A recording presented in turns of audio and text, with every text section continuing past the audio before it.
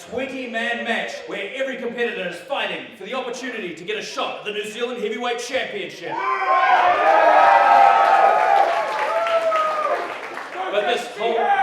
But this whole night is going to be full of action. We've got the return to the ring after 6 years of Megan Kate. And for the first time in an IPW ring since 2019, Taylor Adams is here tonight competing for the New Zealand Heavyweight Championship! So what do you say, Kelson? You guys ready to get rowdy? One more time, are you ready? Your opening contest is for the Kincaid Cup!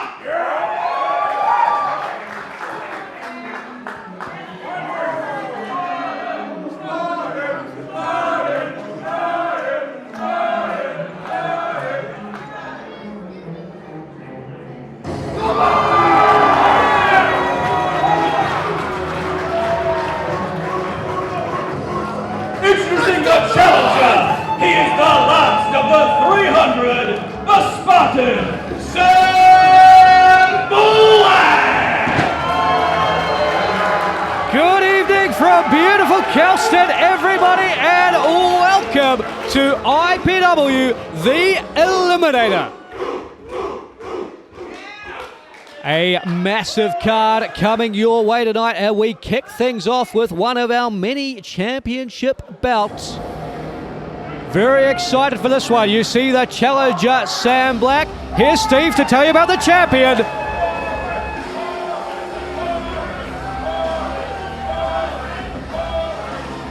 His opponent, representing Control, he is the Kincaid Cup holder, Horace!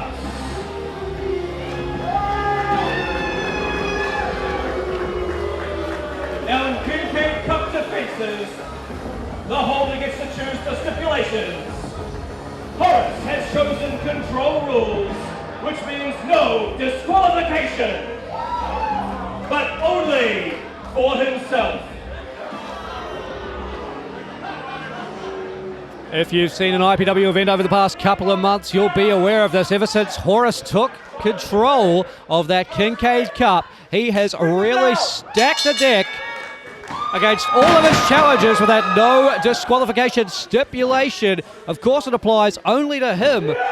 And you see right away, Horace gets the jump on the Spartan Sam Black, our challenger tonight for the Kincaid Cup and our opening contest at the Eliminator. Steve McCleary back with me at the broadcast position now. And Steve, I mean, this has been all Horace into the cover right there. This has been all Horace from the get-go. Sam Black hasn't had a moment to breathe.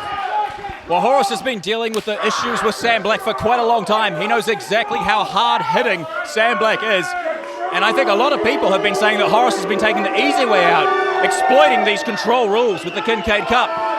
I think he's got a lot to prove here tonight, and we know he can get it done. And that's what I'm looking forward to seeing, and look at him do it. Beautiful German suplex. You love to see it. It's very impressive stuff from Horace as he now looks to put away Sam Black again in the cover. Isn't enough? It's not enough.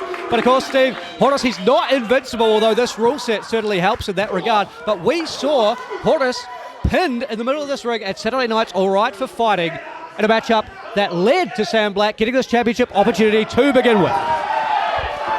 And that's how we know Sam Black can get it done inside the ring against Horace. And that is why you are seeing everything from the Duke of Death here. He knows he has to fight, claw, and scratch to keep the Kincaid Cup.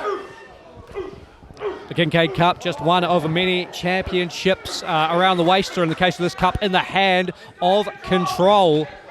Of course, New Zealand Heavyweight Champion Jake Sheehan will be in action a little bit later tonight in our main event, defends that title against Taylor Adams, who is back from Japan. Cannot wait to see it. But if this is a sign of things to come, this could be a bad night for those of you who, like myself, not big fans of Control. We're not going to agree on much, David Dunn, but we agree 100% on that. I would love nothing more than a clean sweep, taking everything from Control here tonight. But look, Horace has the... Now, I think the critics have gotten to him. He wouldn't have even have hesitated in the past. I think he wants to beat Sam Black fair and square, if you will. Well, we would love to see a fair fight. Of course, we should point out what is legal in this matchup is not necessarily the case for other matches. Horace available to do whatever he likes but Sam Black doing his best to lower his centre of gravity, stop the suplex attempt, and turn the tables on Horace with the scoop slam. A little bit of a collision with the referee there. Sam Black still trying to get his bearings back after being beaten down for so much of this match. But we've learned from watching Black over the last year here in IPW. He's got reserves like nobody's business down deep in the tank. And oh! Well, when you run headfirst into a steel chair, the chair is gonna win. Horace is taking back control in this match. But do you actually notice, David Dunn, conspicuous by their absence, any other members of Control? I think it all fits with what I'm saying here. Horace is going to... Oh, look at that! What a... So close! Well, it could fit with what you're saying here. It might fit with the nature of tonight's event. Several championship matches coming your way. Perhaps Amber Saint, Jake Sheard conspiring with one another for a strategy in their contests. Still to come tonight at the Eliminator. Well, maybe finally the members of Control, led by Jake Sheehan, have taken to listening to you. The issues that you guys have all been having, well documented, seemingly at odds over everything. Maybe they finally realize it's getting them nowhere attacking the authority figures here in IPW. Maybe they're going to play within the rules. Maybe? Maybe? In a dream world, perhaps. I won't hold my breath.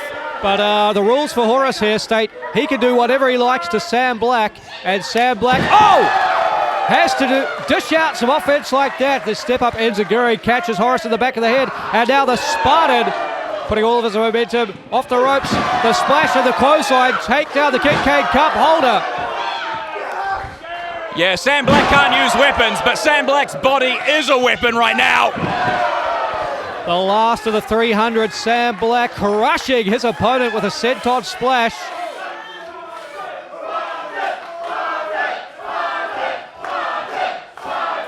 And Sam Black has competed in this venue before, and it seems he's got some fans in the audience.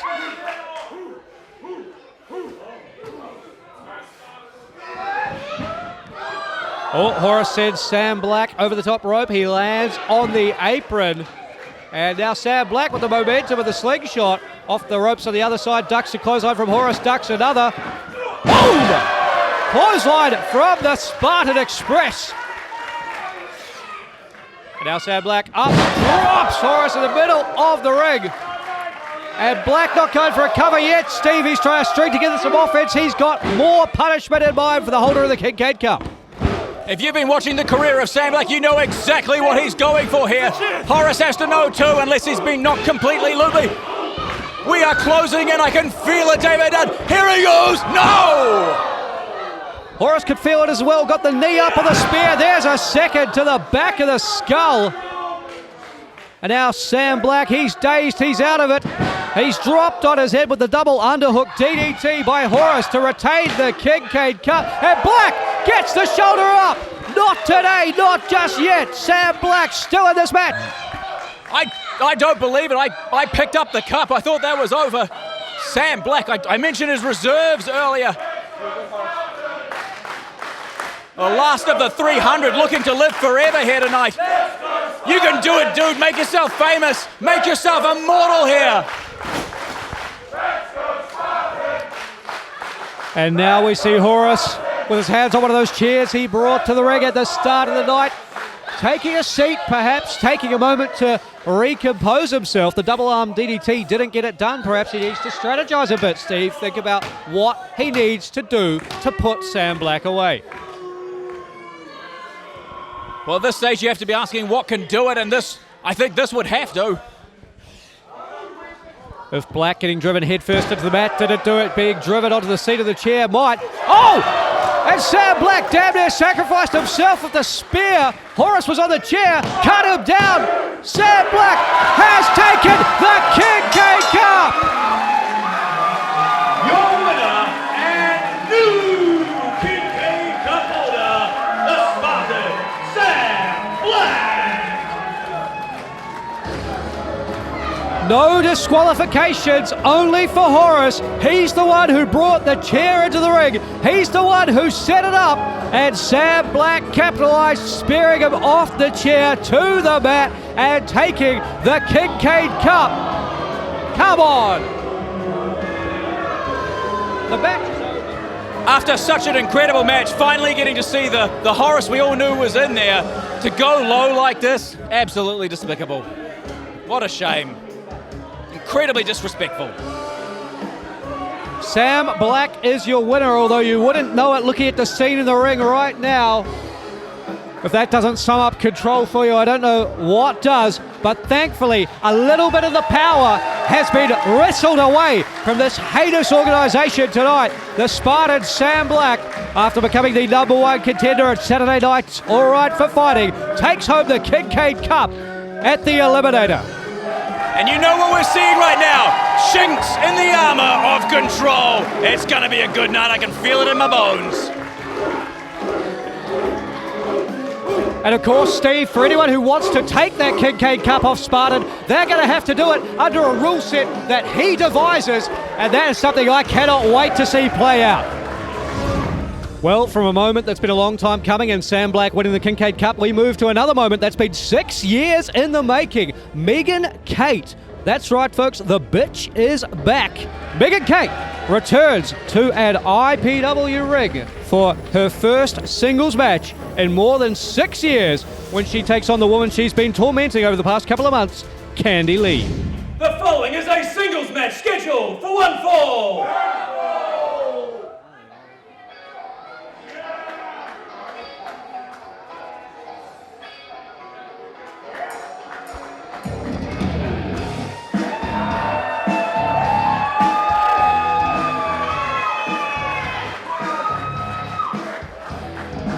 Making a return to IPW, this is Megan Kate! We mean no offense when we say it, but the bitch is indeed back. Both in attitude and in terms of physical presence, Megan Kate has made 2022 the year that she made her mark on IPW, quite literally with that baseball bat in her hand. And tonight, Candy Lee is out for revenge. And her opponent is Candy Lee!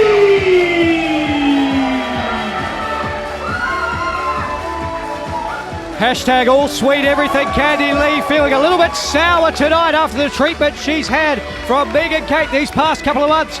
She normally likes to be eating that candy, but she's eaten that baseball bat more often than she should. And tonight, Candy Lee looking for a measure of revenge against Megan Kate in her first match back in an IPW ring in 6 years. Well, there's a lot going on here. I was here at the match last month.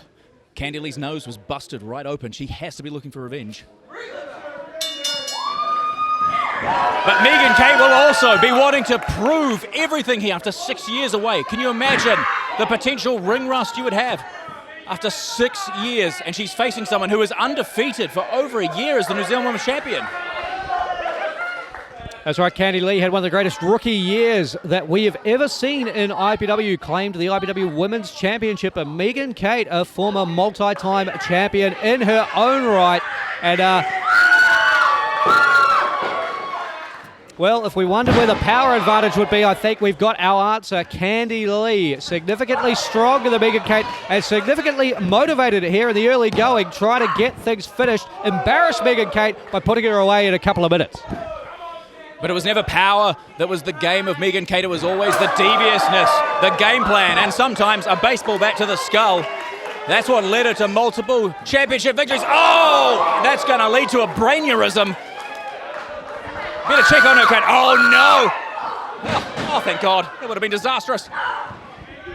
And that's just fired Megan Kate up. She looks angry in there right now, stomping Candy Lee into the canvas, firing these kicks away at any part of Candy Lee's body she can connect with.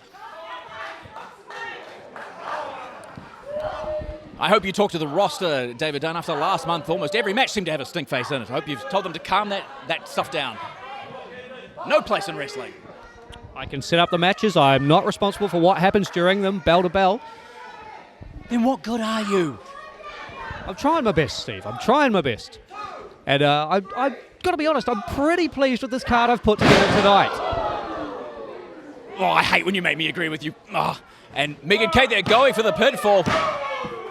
but not enough weight there on the shoulders himself. I think hard to tell if she really thought she was going to get the victory there. But you know what? I'm glad to have you back here, David Dunn, after missing last month. That binder you gave me, having to deal with Will Stone there.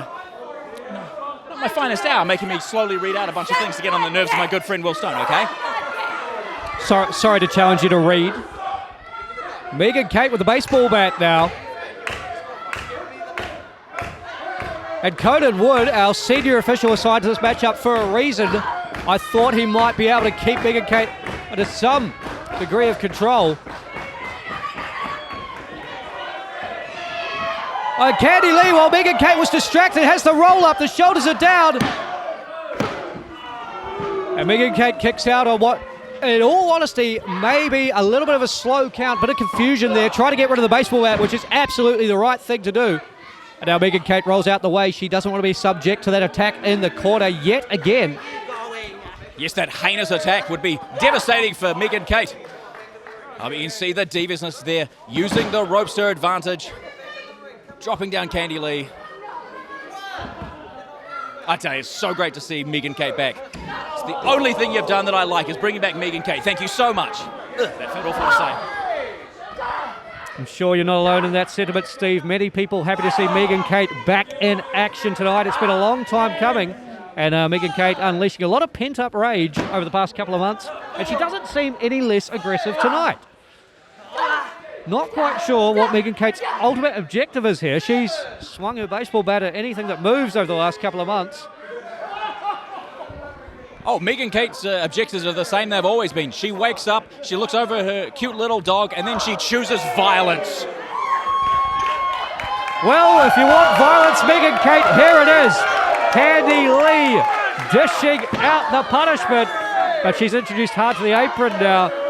I mean, the momentum of this contest is just swinging violently backwards and forward. I love it. I love seeing just a knockout, drag-down fight, and that's what we're getting here. Not an inch of ring rust on Megan Kate. Just pure aggression, and look at that. Little sign language there for the audience.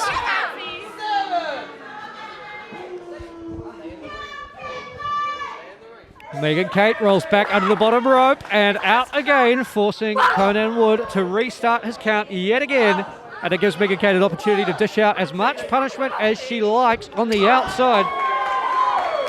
But Candy Lee finally starting to get her hands on the woman that's caused her so much pain, so much suffering over the course of this year. And perhaps she'll be able to move the action back into the ring, although that might be wishful thinking on my part. Finally, both these women roll under the bottom rope. The matchup could end here, and Megan Kate might have done enough. No, she hasn't. Candy Lee with the kick out. But this one has been heated from the opening bell.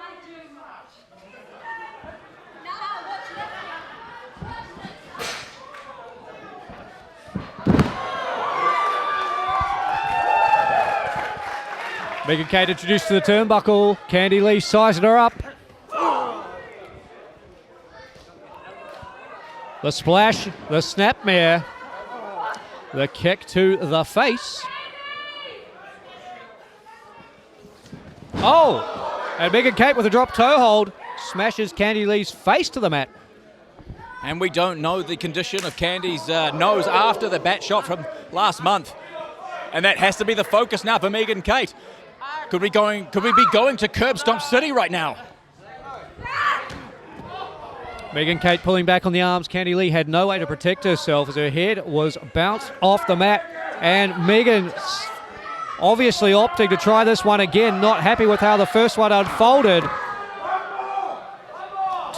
curb stomps driving Candy Lee's face into the mat.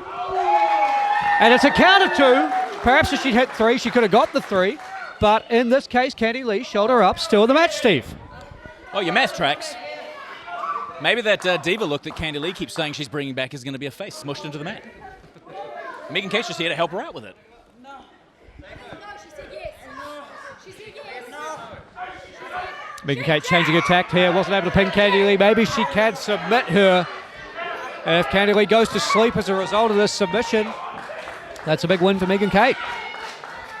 Taking out one of the staples of the IPW Women's Division. Pretty much, for the moment, Megan Kate left 6 years ago. You could argue it's been the Candy Lee era for a number of years since.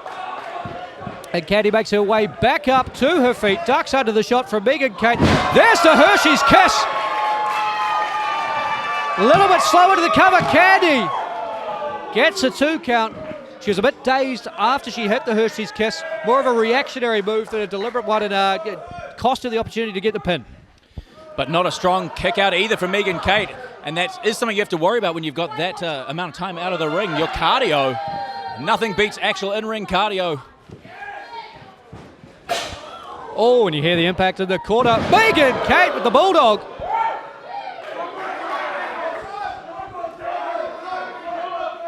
Megan looking very pleased with herself after that one. Again, the game plan has been obvious. Take Candy Lee's beautiful face, grind it into the canvas. Yeah, Megan Kate's lungs might be burning right now, but the rest of her, I think, is beaming. She's got control of this match. And this is what, obviously, she came here to do. She wanted to make an impact. When she left IPW, she was on top. She's here to continue being on top once again. But why is she distracting? Well, Candy Lee rallying back now, swinging away at Megan Kate. Oh, Kate ducks under the leg lariat. There's a roundhouse and it drops Candy. And Megan Kate reaching out towards the corner here. Wait a minute, who is this? Who's this? A hooded figure at ringside. Sliding I know that face, Steve. Can we see it on camera from our vantage point? That's Carmen Rose. And that's a bat to the face. Megan Kate with the bat straight to the face of Candy Lee. Coated Wood distracted by Carmen Rose. And Megan Kate wins her first match back in 6 years. Megan Kate! A huge result for Megan Kate, a tainted result for Megan Kate, but perhaps more questions than answers with that one, Steve. Not sure if we got a good shot of it to show everybody at home, but crouched down in front of us right now, that is Carmen Rose, a former IPW New Zealand Women's Champion in her own right. She competed around the world in Japan, and she's rolled back into the ring. Is she back in IPW? I'm in a state of shock. I don't even know what to think right now. It was enough of a surprise to see Megan Kate return. And now Carmen Rose. But whose side is she on? Oh my God.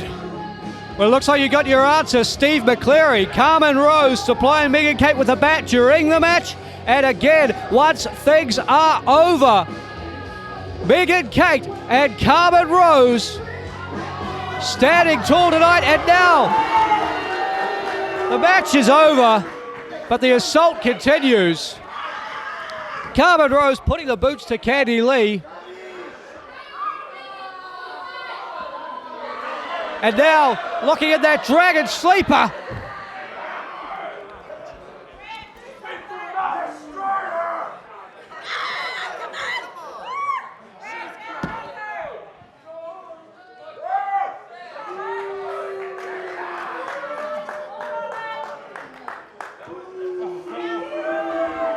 What a shocking turn of events on what is traditionally one of the wildest nights of the year. Anyway, the Eliminator. But we are all blown away tonight.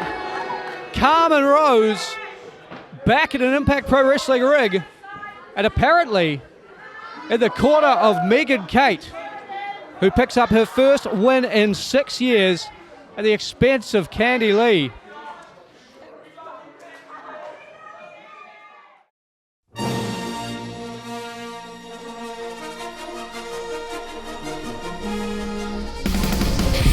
It has been a long few months. Tensions have reached a boiling point, and we welcome you to IPW Strikes Back. And for months, these two teams have thought about nothing but getting their hands on each other. The Antidote makes his return to IPW, and he does it in a big way.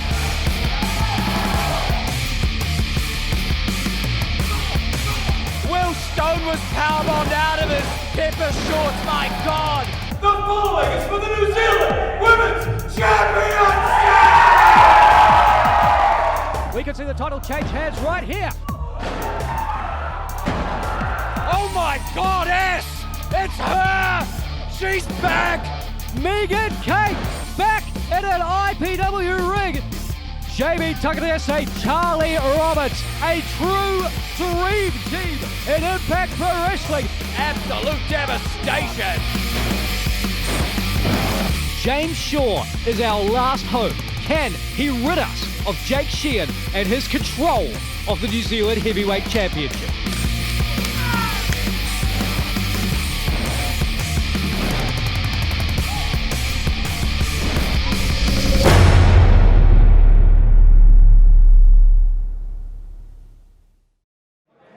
All right, it's time to announce the next match. Please welcome IPW General Manager David Dunn.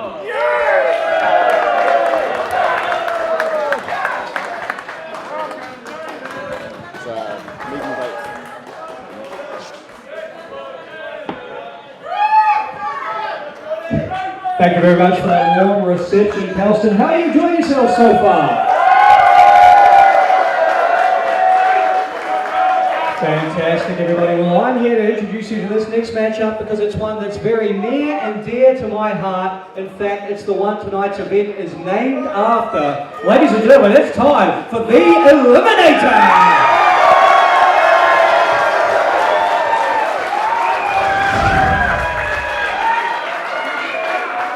If you've never seen an Eliminator match before, here are the rules. 2 wrestlers will begin the contest in the ring. Another will join them at 90-second intervals until all 20 competitors have entered.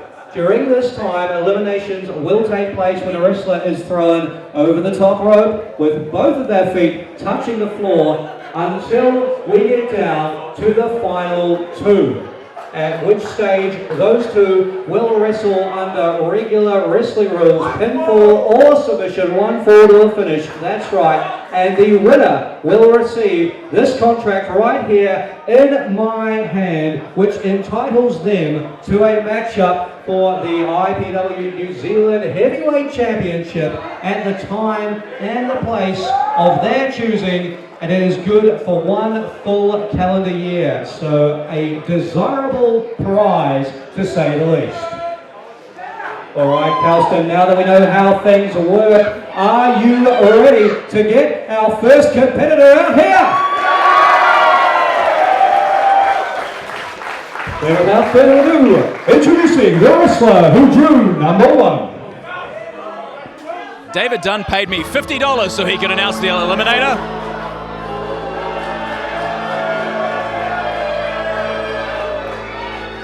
And praise be, we are blessed here tonight with the appearance of Church and State. Ladies and gentlemen, representing the Congress Online, accompanied to the ring by Church and State, James Shaw.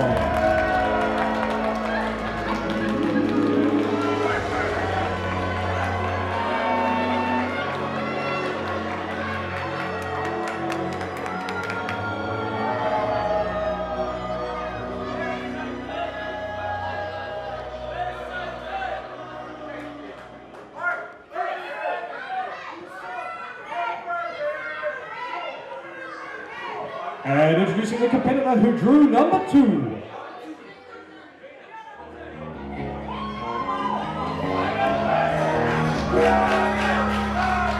Do my eyes deceive me? Making his IPW debut, it's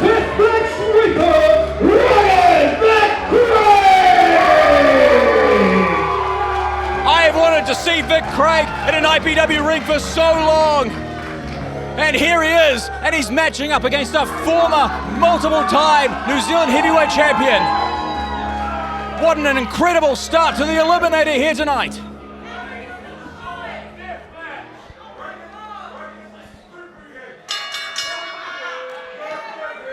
Now, David Dunn, did you choose the order of these competitors, or did they get it out of a hilarious tumbler? I was not involved in the order of the matchup tonight, so I'm as intrigued as everybody watching to see who comes out next. Very excited to see it. Of course, we know there will be 20 competitors involved. And as you can see from Vic Craig, not all of them are IPW regulars tonight, I do know that much, but very excited to see how things unfold in what is always one of my favourite matches of the year, the Eliminator. It's so exciting, it's so unpredictable, and it is so worthwhile because, Steve, think about what happened last year. Who won the match? Jake Sheehan. What happened? He became New Zealand heavyweight champion the same night. Extremely rude of you to remind me that that happened. But we could see a repeat here tonight. Imagine how crazy that'd be. Imagine if rugged Vic Craig, on his first night in Impact Pro Wrestling, won the Eliminator, which in itself would be incredible, and then cashed in on the same night to become heavyweight champion. That's just the sort of night tonight is, the Eliminator. Anything can, and it probably will happen. As you see, James Shaw takes a tumble in the middle of the ring. Of course, the ultimate goal for anyone in this matchup, get their opponents up and over the top rope to the outside to cause an elimination. Pinfall or submission not in effect until we are down to our final two. But Steve, we're about ready for our third competitor. I'm shivering with anticipation. We're blessed again.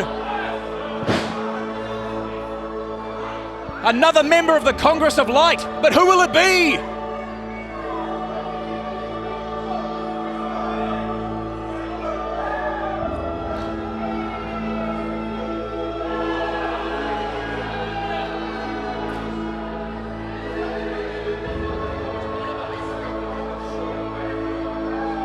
Well, it looks to me that Sir Mr. Big... Entrant number 3. Wait.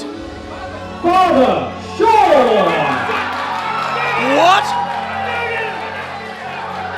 The holiest man in our beautiful country, Father Shaw, is entering the Eliminator. Did you know about this, David Dunn? I told you anything can and probably will happen, Steve. But even I couldn't see this coming.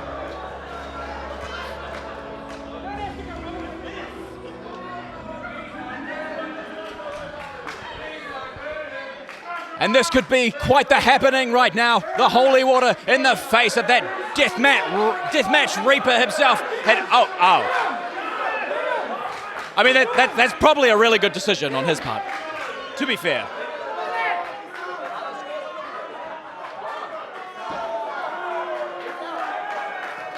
Father Shaw has been eliminated. I mean, to be fair, he eliminated himself. That's a flawless record there. I guess statistically he will be credited with one elimination.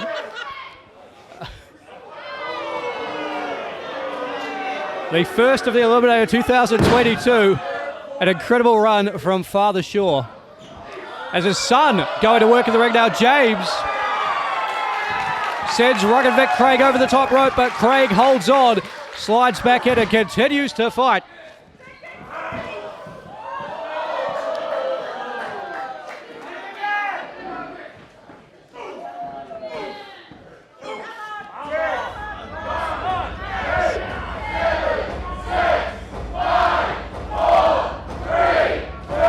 James Shaw is dangling, but we're about to go get our next entrant.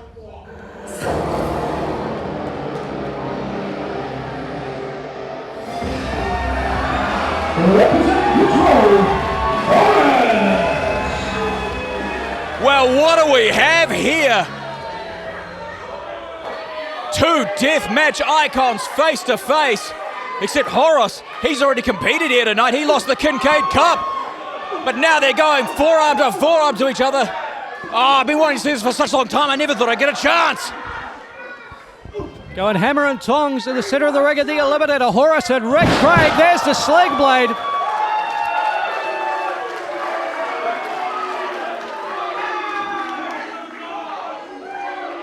So many dream match scenarios.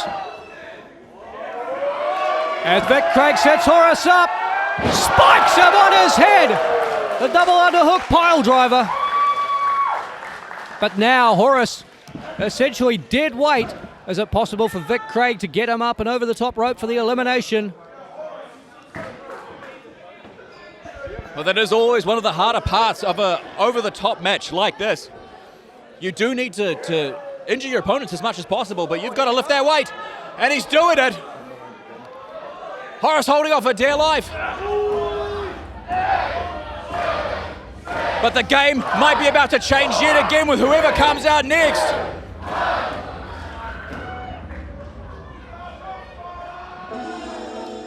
Oh!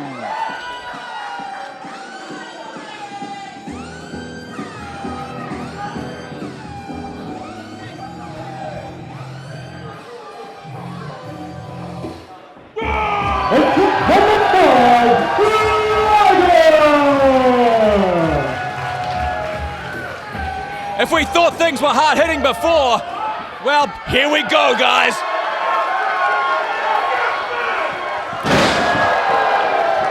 Smash mouth Samoa drop. Vic Craig over and down. Up goes Horace, down with the sickness.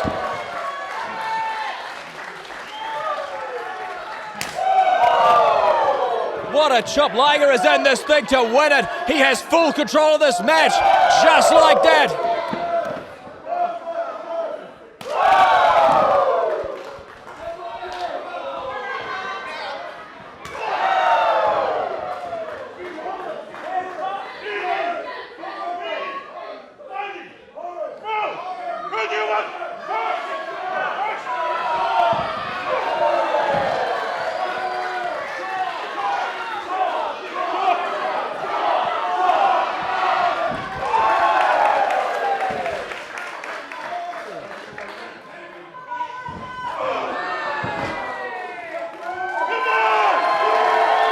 Well, if 1 time's the charm, 3 times is also the charm.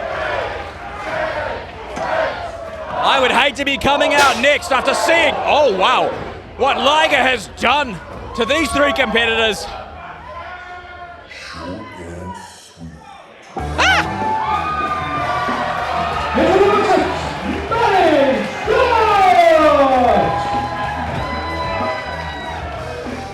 Well, this is interesting. Liger's tag team partner in short-tempered.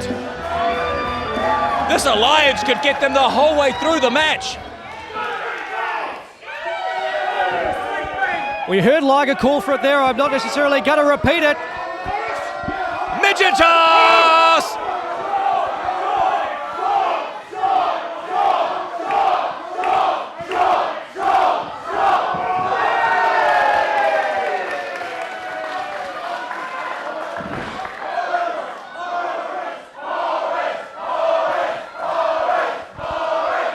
The Eliminator really is something else.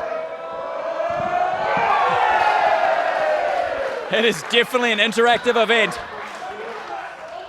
Absolutely amazing. And I gotta say, I think we're seeing the winning strategy here from short-tempered.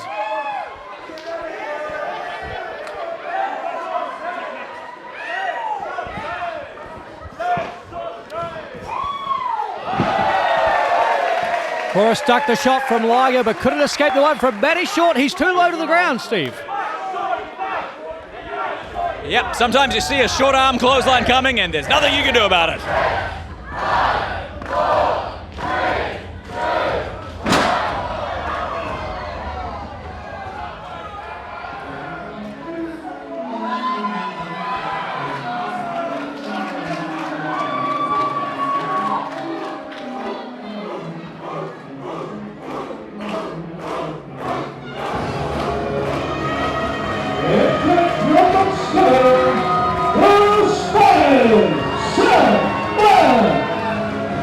Sam Black just won the Kincaid Cup from Horace. And oh, they're both eliminated.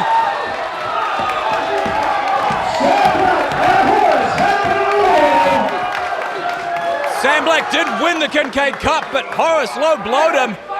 I guess he's blinded by revenge.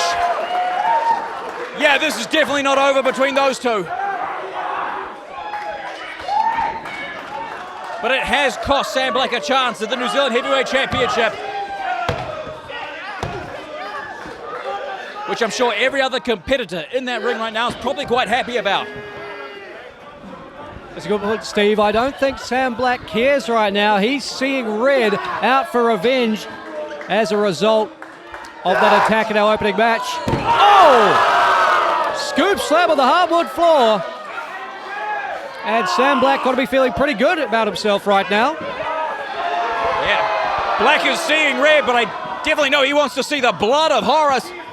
And is James Shaw okay? He made it in? Shaw is back under that bottom rope. I do believe he'll have to be thrown over the top again for an elimination. Oh, praise be.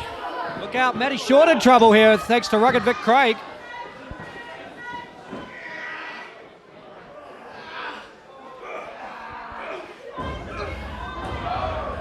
We are getting ready for our 8th entrance.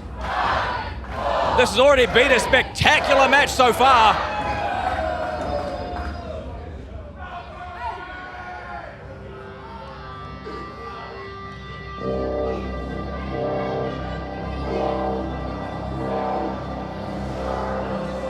I don't believe it. It's the Neo Viper.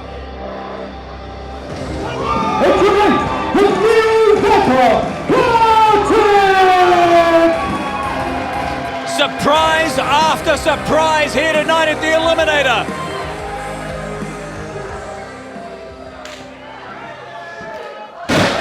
Boom! The spear from Carter cuts down James Shaw. And the Neo Viper with the opportunity of a lifetime, entering the Eliminator, spearing Vic Craig. Potentially, could he be one of the final two to compete for that contract that guarantees you a shot at the New Zealand Heavyweight Championship whenever and wherever you please? There's the third consecutive spear. Kartik hitting anyone that moves. And that's what's great about a match like this. You'll be backstage, you'll be ready, you'll be preparing, you'll be like, I know exactly what I'm going to do to take out those competitors I can see in the ring. Well, look at this. Can he do the same to the Smash Mouth Samoan Liger? Well, he smashed him in the mouth with that forearm, but that may be ill-advised. Kartik off the ropes to build some momentum. There's a spear! He does do the same, Steve! Wow! But James Shaw, clubbing blow to the back, stifles the momentum Kartik's been trying to build. And we are awaiting entrant number 9, almost at the halfway point.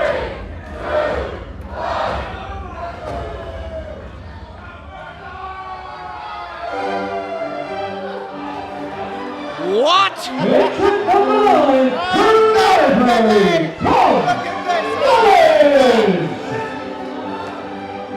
I haven't seen Tom Knowledge in years. I thought he was dead.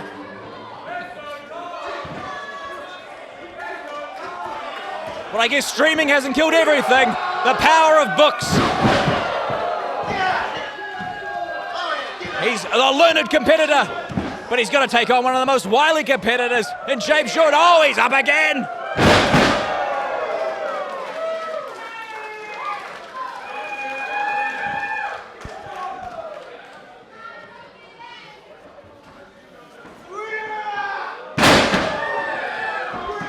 Sidewalk slams aplenty from Tom Knowledge. Obviously picked up quite a lot of technique over his readings over the years. Oh!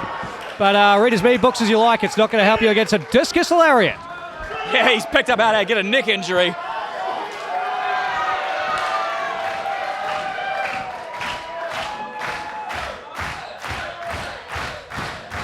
I think they could be looking for it now. The short fuse and... No! Liger's gone!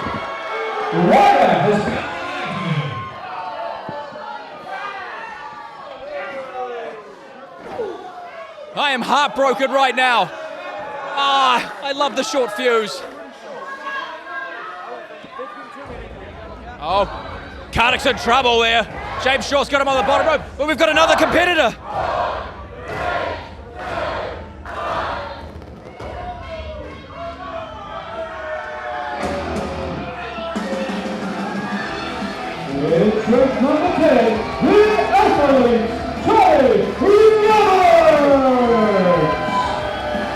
He's one half of the New Zealand Tag Team Champions. He's been in every match type this country has to offer, And he is here to claim his shot at the New Zealand Heavyweight Championship. And he wants to do it off the top rope. What an explosive athlete. And this has got to be an emotional event if you're Charlie Roberts, Steve, of course. At the Eliminator 2021, it was when Roberts achieved his destiny. He defeated Jamie Takanaese, became New Zealand Heavyweight Champion finally. As you see him put on the brakes of that big vertical suplex, showcasing the power of the Alpha Elite. And he had that championship ripped away from him, is the point I was trying to make. Is this his chance to get it back? Well, yeah, and how sweet would it be for Charlie Roberts to win the Eliminator, because he could potentially cash in on the man who cashed on him last year. And the Kardec's gone. Kardec has been eliminated. So yes, it would be the sweetest revenge if Roberts could cash in on the man who cashed in on him. But he's got a long way to go.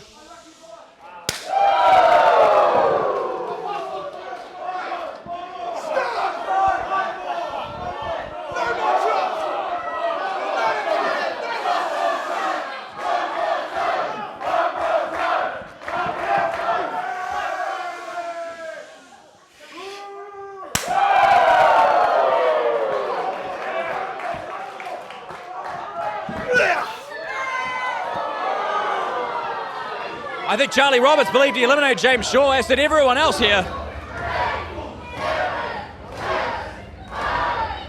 We're about to have entrant number 11. We're only halfway through this thing.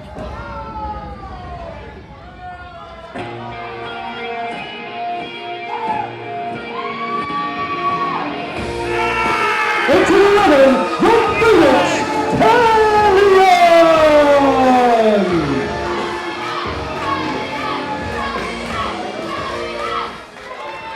Also making his IPW debut here, the Phoenix Talion. Oh, and the Phoenix looking to rise here tonight and potentially claim that shot at the New Zealand Heavyweight Championship. Wow! What a springboard attack!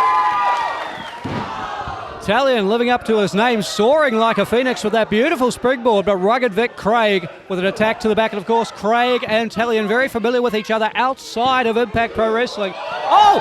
Rugged Vic Craig up, over and out! Rugged Vic Craig has been eliminated.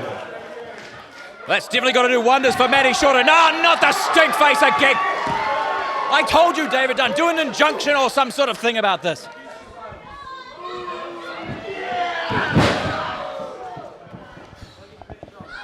Plenty of action unfolding in the ring now as things start to fill up. Phoenix Talion and Charlie Roberts pairing off.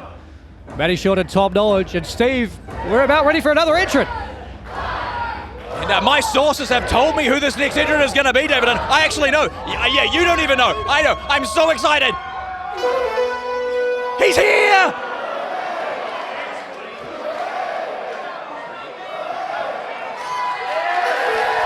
Entrant number 12, Barry Burrito. The Lucha Sensation and Mad Mix Kilo Burrito eating champion himself, Barry Burrito. And Steve, if you remember, I believe last year Jake Sheehan was meant to enter this matchup at number 12. He was the winner. Is 12 the lucky number for Barry Burrito tonight? Yes. It's pronounced C. My apologies. I'm overwhelmed. And we are going to see Barry Burrito go the whole way here tonight. I guarantee it. He's just struggling a bit to get his hold there. Roberts showing him how it's done.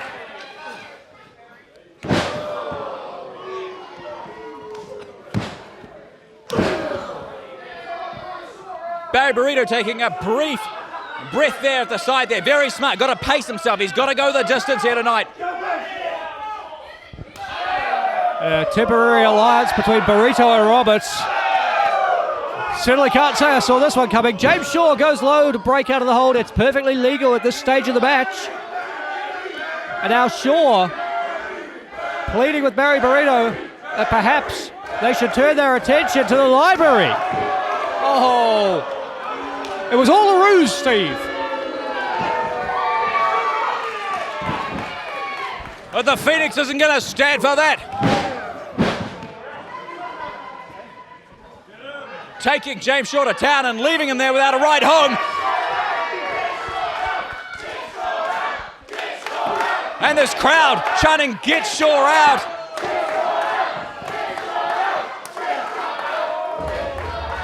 How is that fair? 3 competitors on Shaw there.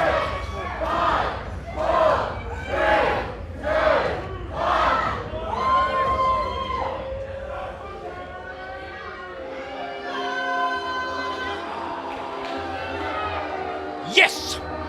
It's the leader of the Conservative Revolution!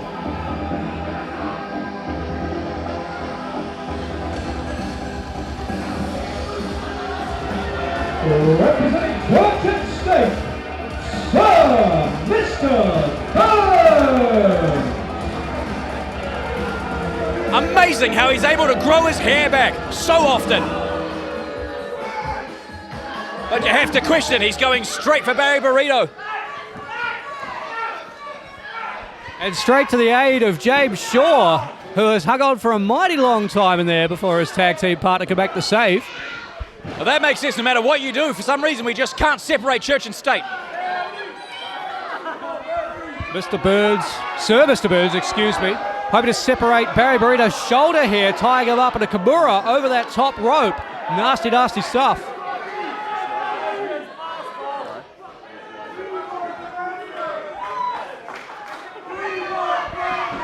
Well, Barry Burrito's really going to have to pull it together here with former New Zealand champions bearing down on him. But I truly believe this is his night to shine. He's just got to keep it together for just a little bit longer.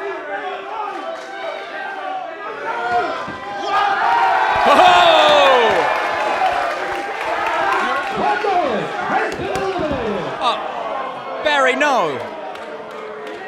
Barry Burrito has been eliminated. I knew he couldn't do it. And that's the truth. I knew he couldn't do it. What an embarrassment. That is harsh. That is harsh. And look at the situation we've got unfolding in the ring, Steve. Battle lines were drawn. Church and State on one side, the Alpha Elite, the Phoenix, and Matty Short on the other. Well, this is what happens when you don't work well with others. Those others will, work well together against you.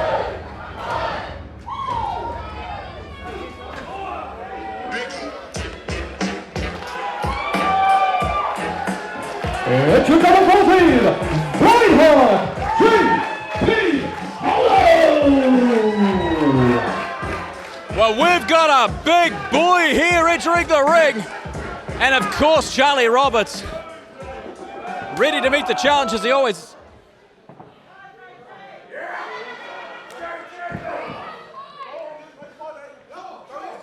This is like Roberts, every time he's in the gym, just going to make sure he is the biggest man there.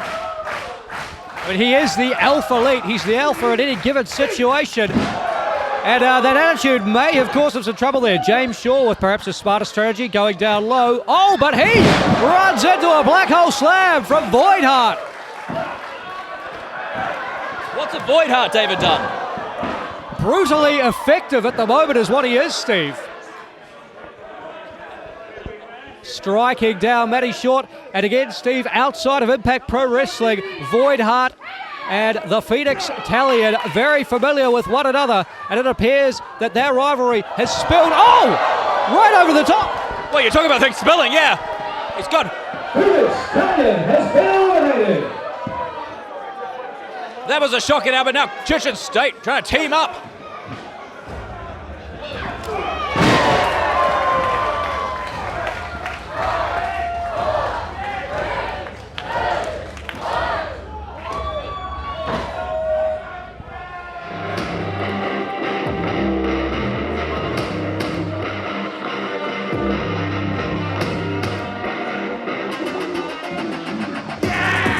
Representing D1, Kid Nova. Now this is interesting to me. Kid Nova has a tag match coming up later tonight, so he has to be very careful. Never mind.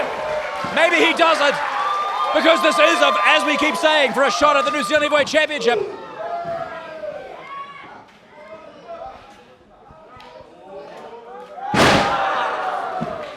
Oh, beautiful maneuver there. That spinning back elbow. That face front lock driver there. Kidding over it. This is the most explosive I've ever seen him. It's really impressive.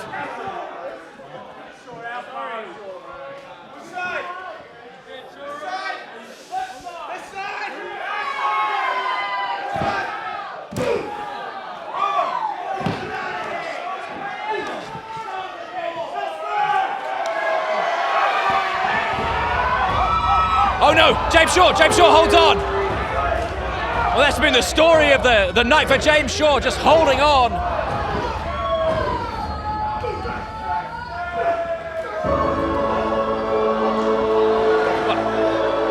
More members of the Congress of Light, or potentially Church and State, coming out here.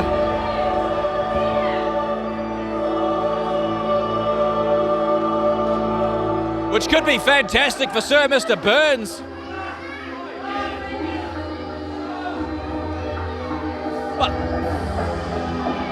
Representing Church and State. Oh.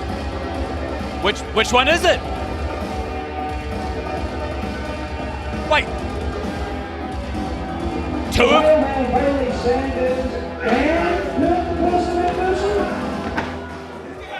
Well, this is ridiculous. That's two members. I mean, to be fair, they probably equal one competitor. I mean, I'm just trying to make sense of it.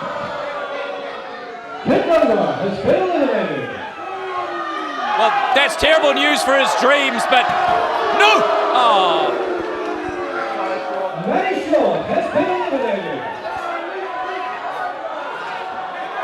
Oh my. JT Hollow has been eliminated. Things could not be looking worse right now for Charlie Roberts. Church and State has all the power right now. This wouldn't happen if Barry Burrito was still in there.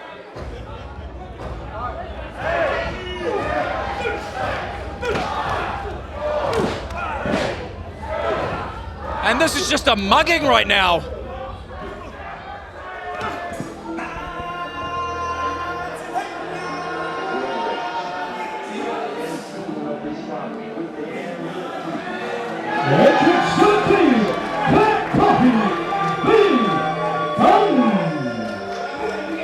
Well now, 17, what a number to get for another multiple-time New Zealand heavyweight champion. And you can see, Church and State, they know the threat that Vinnie Dunn.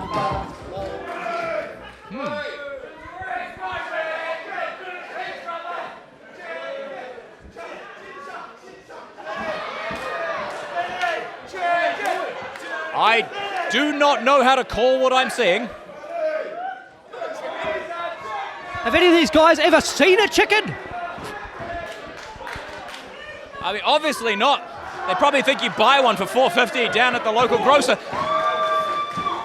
And Vinnie Dunn, you're trying to clean house.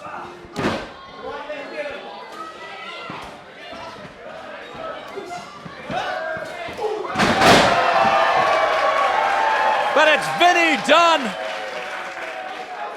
who is in total control right now. Look at him just pressing.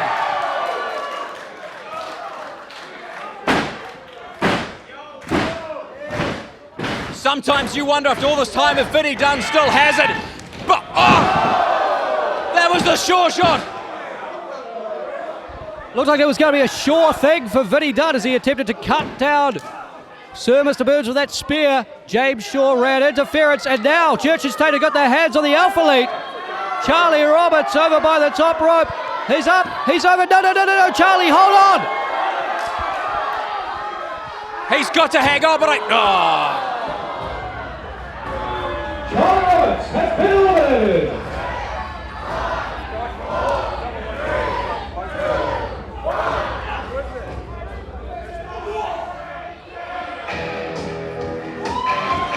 Entrant number 18, Golden Jesus!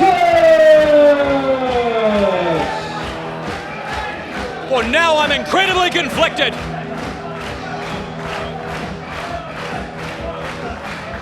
the patron saint of bogans everywhere, has arrived in Impact Pro Wrestling. We're going to have clashing cultures right now.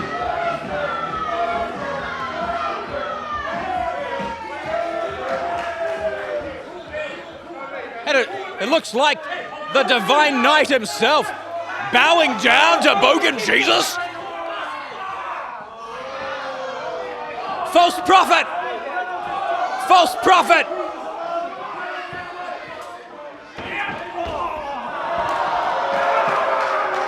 Bogan Jesus has been eliminated.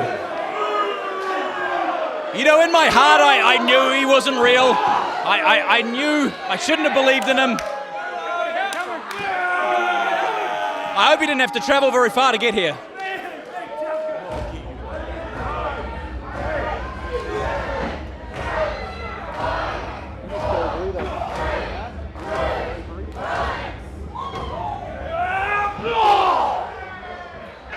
Let's go, Bob. Entry number 19, Alex Savage!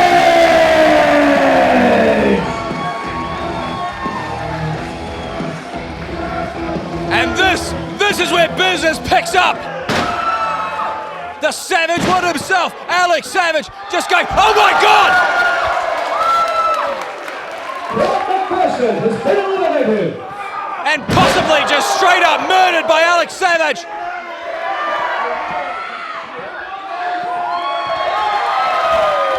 Bailey Sanders has been eliminated. Oh, what? James Stewart and Travis Nicholas. Let's go, Bob, indeed! Alex Savage is about to punch his ticket! But Vinny done with the spear! What a performance already from Alex Savage! I've never seen anything like it!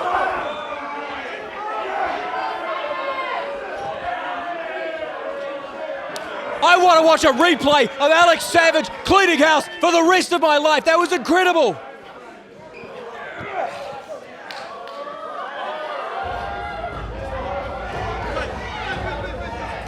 Oh, Savage, hold on. There's only one more competitor to go. You have to hold on. Vinny Dunn's attention is split because I think he knows. Yeah, he knows exactly who this is.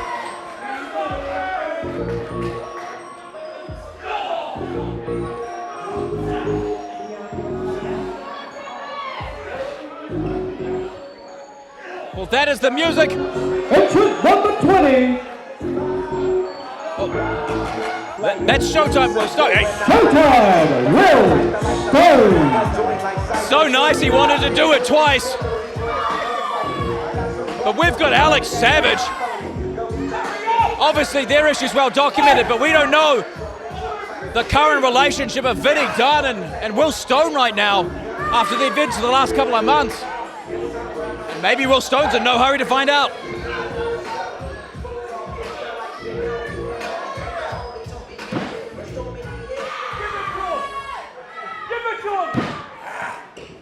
Let's clear the Dapper Dynasties. Oh!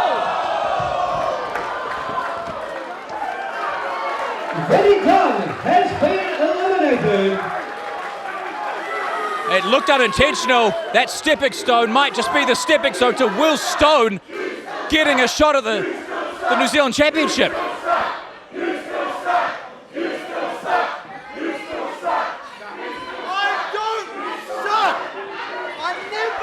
Ladies and gentlemen, we are down to our final two.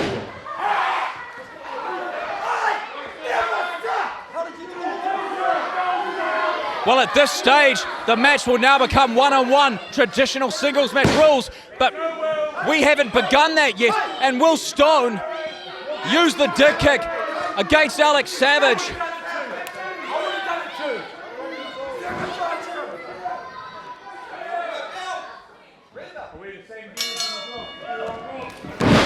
And the stepping stone.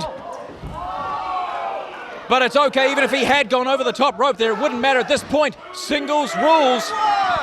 But how do you feel about this, David Dunn? You put Will Stone through hell last month, using me as your proxy, threatening him with not being in the Eliminator. But right now, he's one of the final two. Well, Will Stone's got to be happy about it, right?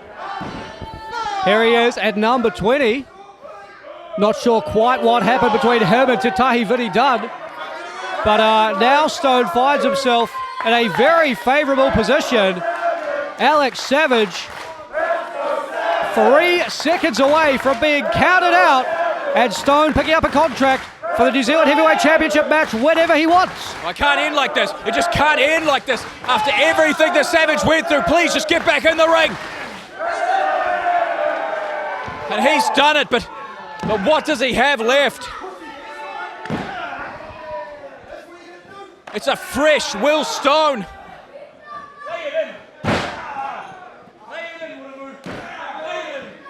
Oh, Vinnie Dunn, though, still at ringside. It sounds like he's on Stone's side, but, I mean, how can you be after what happened? I taught him that. Everything he knows, I taught him.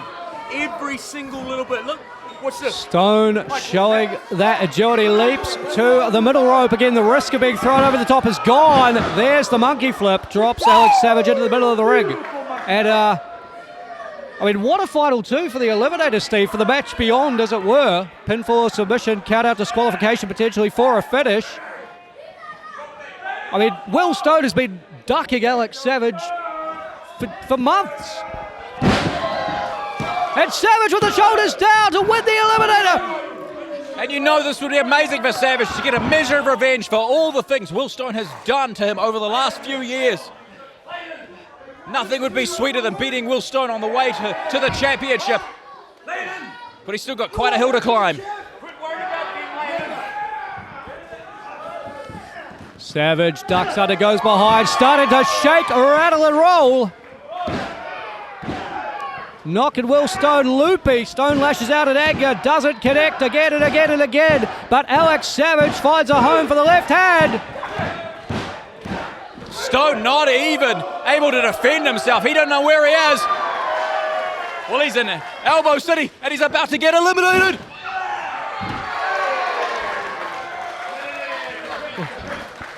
Were this moment to go, Will Stone would be out of here. Even I got swept up in that.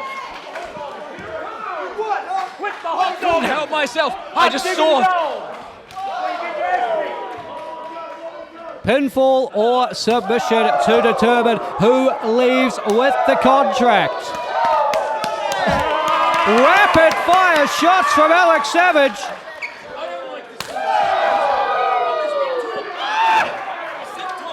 You lead a horse to water. You try and make him drink. You know what they do? They spit their water out. You try and feed it, but they spit it out. Can't lead a horse to water. Some sage. That's the analogy. Some sage words of wisdom from Vinnie Dunn. You can lead a horse to water, but you can't make him drink. And you can force feed them the water even. They'll spit it out. And you can't do anything to prevent them from getting the crap kicked out of them on the outside. Alex Savage just beating the hell out of Will Stone. Vinnie Dunn, the master of the metaphor. Never a loss for words, but as you can tell, he's not happy. Not happy about anything that's happening right now. It's got to be a tough pill to swallow, being eliminated from the Eliminator, so close to making it to the final two, the match beyond. Oh! The eat defeat sends Alex Savage tumbling off the apron back to the outside. There's the baseball slide. Very sporty is Will Stone. And he'll take a win by countout. He doesn't care. Oh yeah, however Stone does it, that'll be good enough for him. And you know he'll brag about it every single day on social media. God, I know what Will Stone can be like on social media. I heard more than enough of him in my DMs on Instagram. Listen, his tarring is, the ears, painted on for him. I can don't take someone far enough. Look, he's even wearing my gear tonight. It's an amazing point. Not even pink, it's more salmon. Vinnie Dunn out here with some fashion advice. Perhaps should have been more pink than salmon for Will Stone's gear, but Will Stone raining fists down on the head of Alex Savage. I don't know if I can really agree with that. Salmon is one of the best colours out there. It's majestic, respectful, and actually just resplendent, actually, when it comes down to it. Well, is it the colour of a champion, of a man who will win the contract for a title shot whenever he wants? I hate to say it, but if you pressed me for a winner right now, it certainly looks like this matchup is starting to go the way of Will Stone. And what a double-edged sword this would be here to not only win the Eliminator, but to win the Eliminator by taking away a win from Alex Savage. Not sure what Will Stone would prefer. Oh! Was thinking about the sick kick, perhaps that stepping stone, and just about got his head knocked off, courtesy of Alex Savage. We can see the way Savage did that clothesline, whether it was intentional or not, clocked him around the chest and just held on as he dropped him down. And I think that's just evened everything up. Almost a clean slate at this point for both men. Who wants it more? Who wants to be the master of their own destiny? Who wants to call their shot for the New Zealand Heavyweight Championship? Savage and Stone, one-on-one. Final two in the Eliminator. And it's Alex Savage who strikes first, and he strikes hard. I agree, if it couldn't be Barry Burrito, I'm so glad it's Savage versus Stone. Maybe we'll finally see, oh! Things settle between them here, especially if Savage can pick up a victory.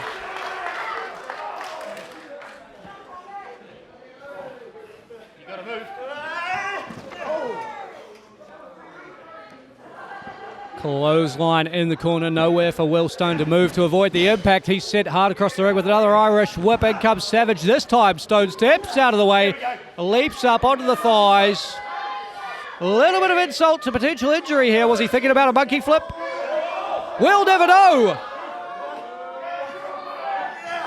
Alex Savage with the snake eyes smashes Will Stone down to the canvas. Yeah, I believe he was going for the monkey flip, and it worked well for him earlier with the taunting, but that gave Alex Savage everything he needed to reverse that, and this could be it right here. 1, 2.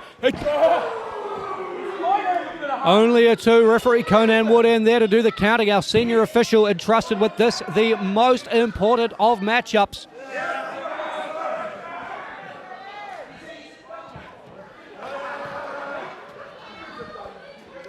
And now Savage has Stone up in the position for the electric chair. Smashes him down with Weapon X! And this has to be it. Alex Savage closing in on the victory. Everything coming true for him right here. Just 2 more seconds. What happened? A fingertip on the rope.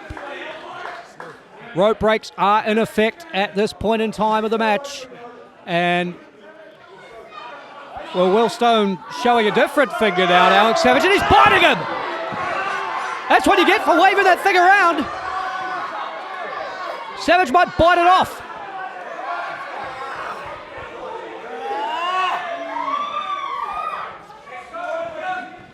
Savage off the ropes for momentum. Oh, runs right into the stepping stone. That kick right to the jaw. Will Stone with the cover for the kick. And he's done it. Unbelievable effort. You can't take anything away from Alex Savage. It's a pretty big win. Number 1 contender for the New Zealand Heavyweight Championship. Good time, we'll say. It's a big win. But when it comes down to it, the victory goes to Will Stone.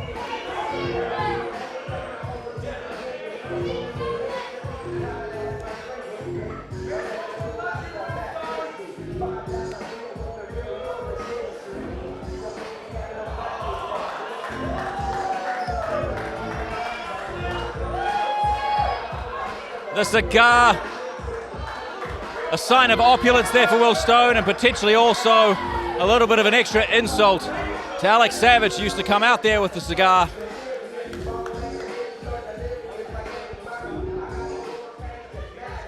Stone has to be absolutely fizzing With happiness right now to have David Dunn in the ring, forced to give him that contract.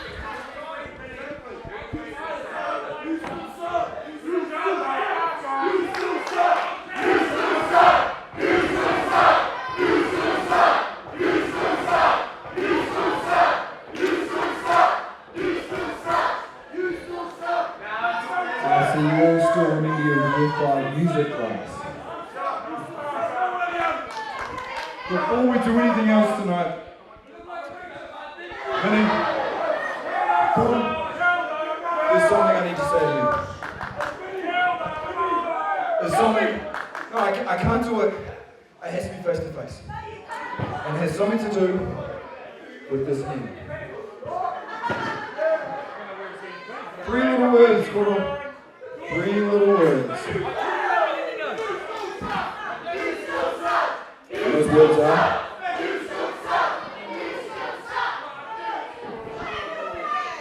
Raise my hand. What did you say? What did you say? Raise my hand. Hey, I brought him here. All right, everything is fine. It seems within the Dapper Dynasty. David Dunn, sign that contract right now. Right now. Okay. You know that people? Sure. He's not even cut it right. I can't smoke that. It's a chewing cigar, you losers. No, it's not.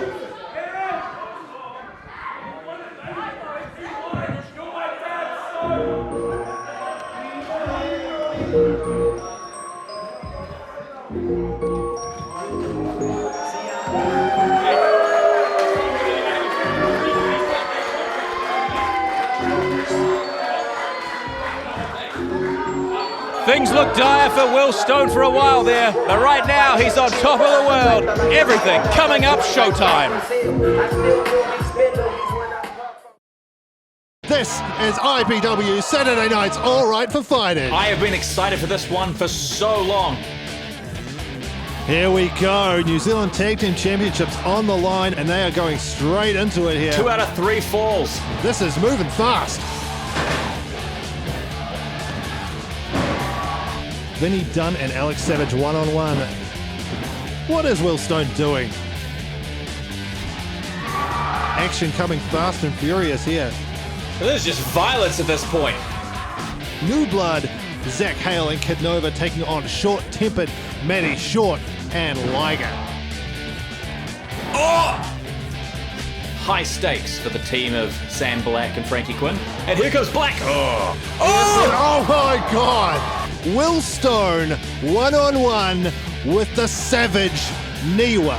No count out, no disqualification. This is amazing. This is the fight we all came to see. The street fight for the IPW New Zealand Heavyweight Championship. Moody, Jake Sheehan slugging it out here. Who is going to leave Mount Albert with that championship? Oh. Oh my God. Oh. Oh no. What's in the box? Oh.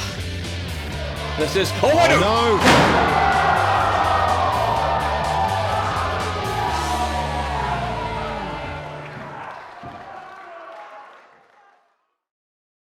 Alrighty, please welcome Church and State.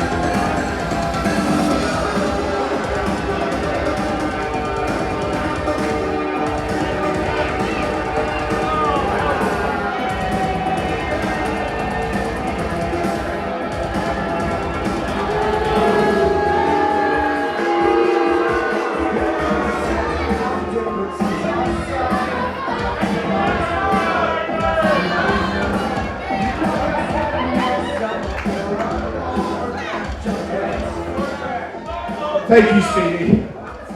Thank you, AJ, for the camera work. And thank you, Paul, for the referee. And thank you to my team.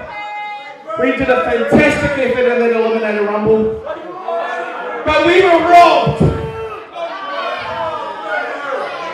People ganged up on us. People cheated. It was every man for himself and everyone teamed up on us. It's disgusting. I almost cried backstage. But my friends here, they consulted me.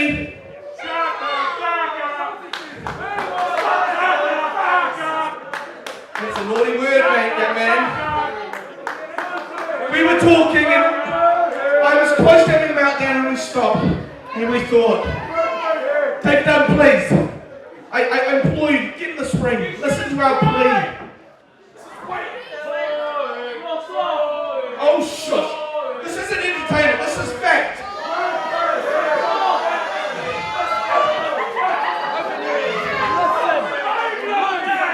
Take it done.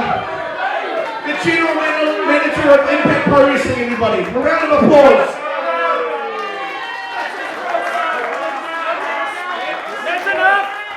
Now, listen, I understand that things have changed tonight with the circumstances out of everyone's hands. Jamie Tungate SA is injured and cannot be here tonight. We all understand that. And we accept that. We're not the types of people to have a moan and change the rules, no. But we propose this. Give us a tag team match. Anyone. Give us a tag team match. So what's tag team?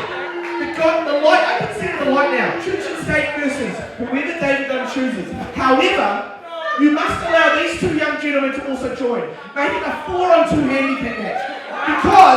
Because we were outnumbered, we were bullied, we were made to feel like fools in the Eliminator, and I'm on the verge of crying right now, and I can't contain it, and I'm gonna cry. So let me just get this straight. You want you, 4 of you, to wrestle a tag team of 2. Yeah. That's good maths.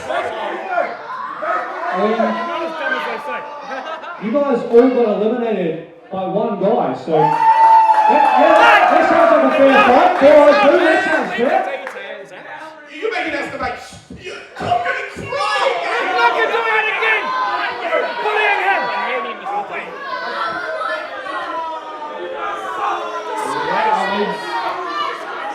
I'll go give them what they want. Steve, it's a 4-on-2 handicap match. At least we got what we want. We can cheat. We can cheat to win.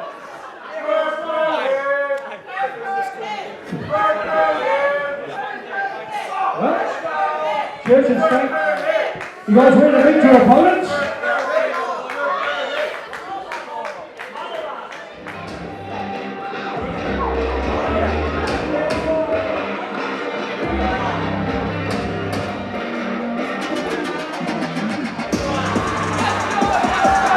Introducing their opponents, the team of Zach Hale and Kid Nova, New Blood.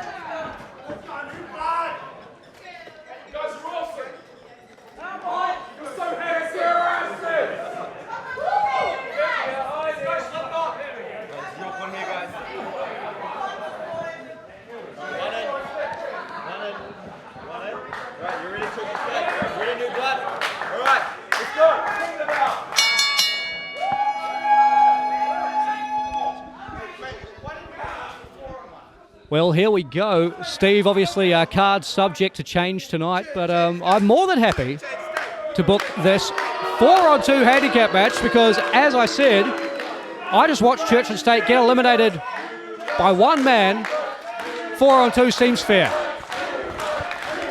Yeah, absolutely. And I mean, New Blood has everything to gain here and nothing really to lose. I mean, if you lose a 4-on-2 handicap match, you know, that's understandable. But look at this. And this crowd is about to experience what we've come to learn over the last few months, how good New Blood are. People can't keep underestimating them. And it's amazing that they've got this chance here tonight. Ready to go at a moment's notice. How did you communicate to backstage that they were going to be the competitors coming out? Look, I stepped backstage in our interval, which of course fans watching at home won't have seen, but we have had a brief intermission here. Had an opportunity to speak to some of the roster. Of course, a lot of moving parts tonight, as there are any given night. It's not an easy job being the general manager, I'll level with you. And Mr. Burns still has no idea what a chicken is.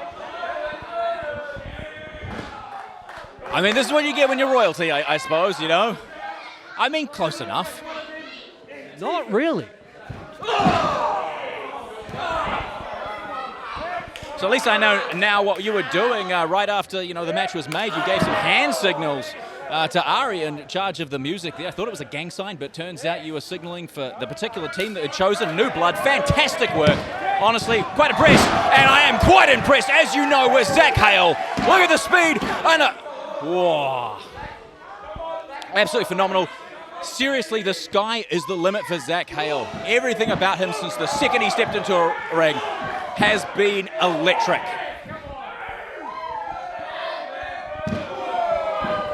And that right hand sent a jolt through Sir Mr. Burns, who now finds himself in enemy territory. The bellman Bailey Sanders. A little south of the border there. Just an average night at the National Party Caucus.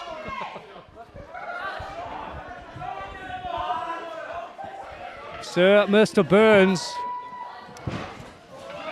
set off the ropes. I mean, in theory, Burns is the one who would have the numbers advantage here. He is on the team of 4, but right now he finds himself in a 1-on-2 situation. And the Young Nats drag Burns out under the bottom rope to perhaps what they believe is safety. But Steve, keep your eye on Zach Hale, one half of New Blood. Oh! Thinking about a moonsault, and James Shaw stops that idea in a hurry with a right hand. Yeah, man, it's easy to not be able to take your eyes off Zach Hale, but James Shaw was the one we needed to be watching there. And now, of course, Church and State going to take full advantage.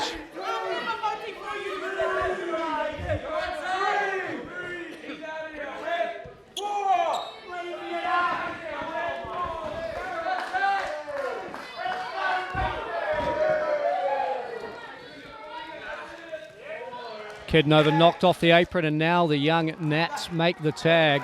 In comes the person, Kurt McPherson, who suffered one of the gnarliest eliminations I've ever seen in an Eliminator match, plunging off the top rope, but seems in relatively good spirits now that he has a 4-on-2 numbers advantage. I'm not entirely certain that Kurt the person McPherson didn't die during the Eliminator, and this is just yet another Young Nat. They all basically look the same. Perhaps James Shaw and Father Shaw are a blessing from the divine light to reincarnate the person. Or more likely, he just iced it over the break and he's ready to go again. Legs are hooked there, but Zach Hale gets his shoulder up. But you'll notice here, if at home watching, you sort of you draw an imaginary line, turnbuckle to turnbuckle across the ring. That's the area that the Church and State team have done the best to keep their New Blood opponents, really putting as much distance as is physically possible between Kid Nova and Zach Hale. And right now it's Zach Hale who they have decided to isolate and to pick apart one piece at a time.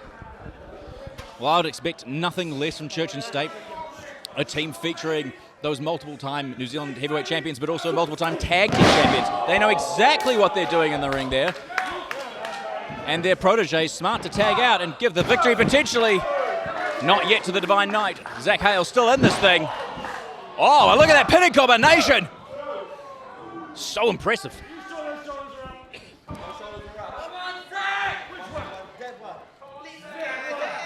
Kid Nova trying to rally Zach Hale, but he's a long way away from the tag. And you notice James Shaw toying with Hale here.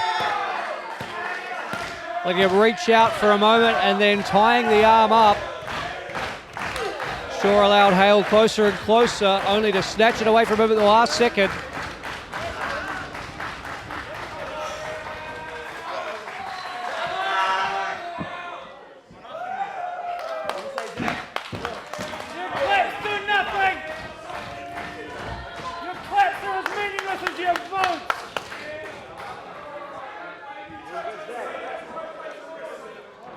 The chin lock is applied tight, and it is applied in centre ring. Zach Hale about 2 body lengths away from the nearest sets of ropes at the moment. Now that he's back on his feet, he might have a way out of this thing. Hale with the jawbreaker, breaks the hold. Oh! Leaping kick to the side of the head. Shaw is staggered. Hale's crawling. Is this his chance? Is this his moment?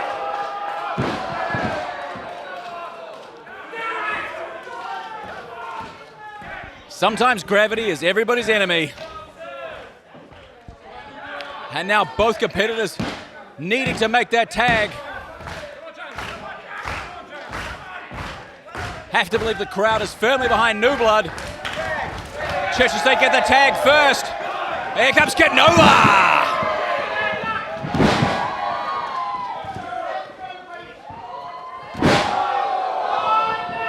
Incredible double D face breaker just there.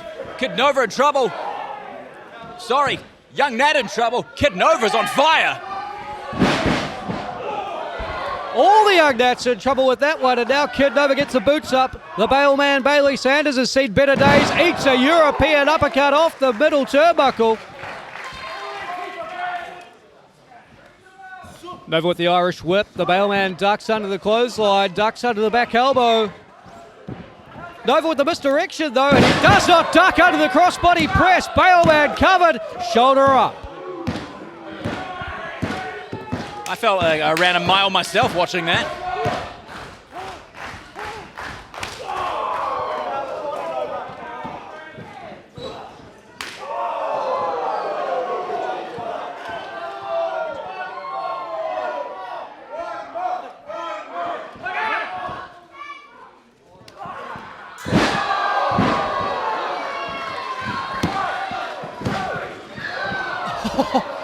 Misdirection, miscalculation, and the bailman, Bailey Sanders. Oh, look at this, shades of the Eliminator. It's like they just can't stop getting eliminated.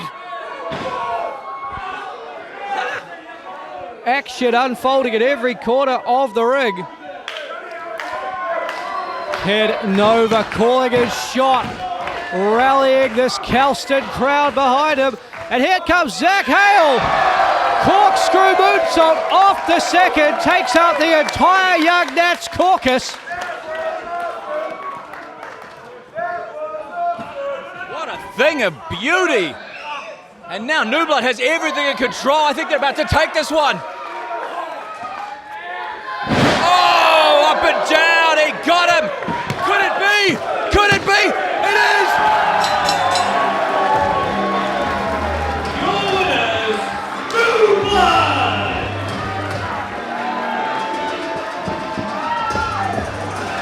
Well, 4-on-2 certainly made for a fair fight in the end. And tonight there's some new blood in the tag team division. Kid Nova and Zach Hale run through church and state at the Eliminator and have established themselves in a big way when it comes to the IPW tag team ranks. My eyes are open, boys, and I am watching new blood.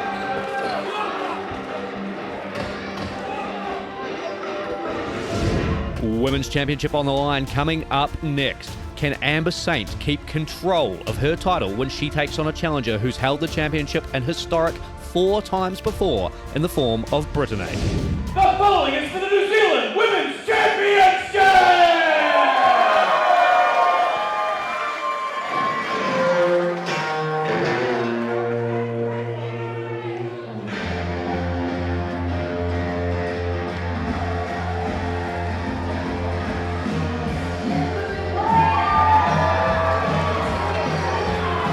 It's a championship she's held 4 times before. Can tonight be number 5? Brittany makes her way to the ring in pursuit of history tonight at the Eliminator.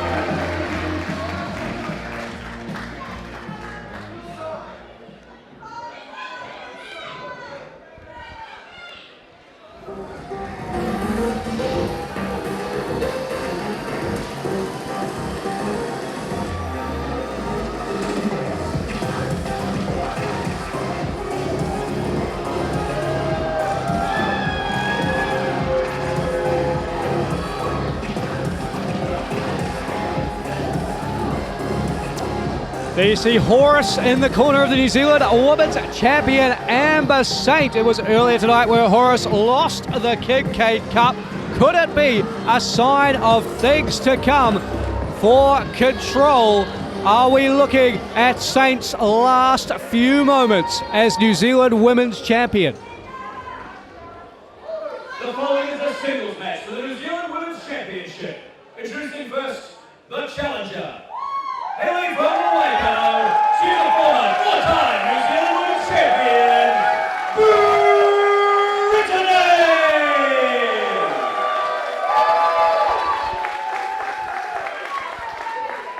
And her opponent, representing Control, she is the reigning and defending New Zealand Women's Champion, Amber Saint!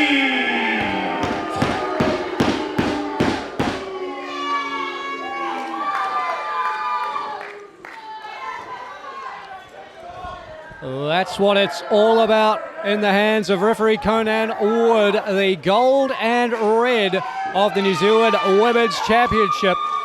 And of course, Brittany been wearing the colours gold and red for a while now as she is in pursuit of reign number 5.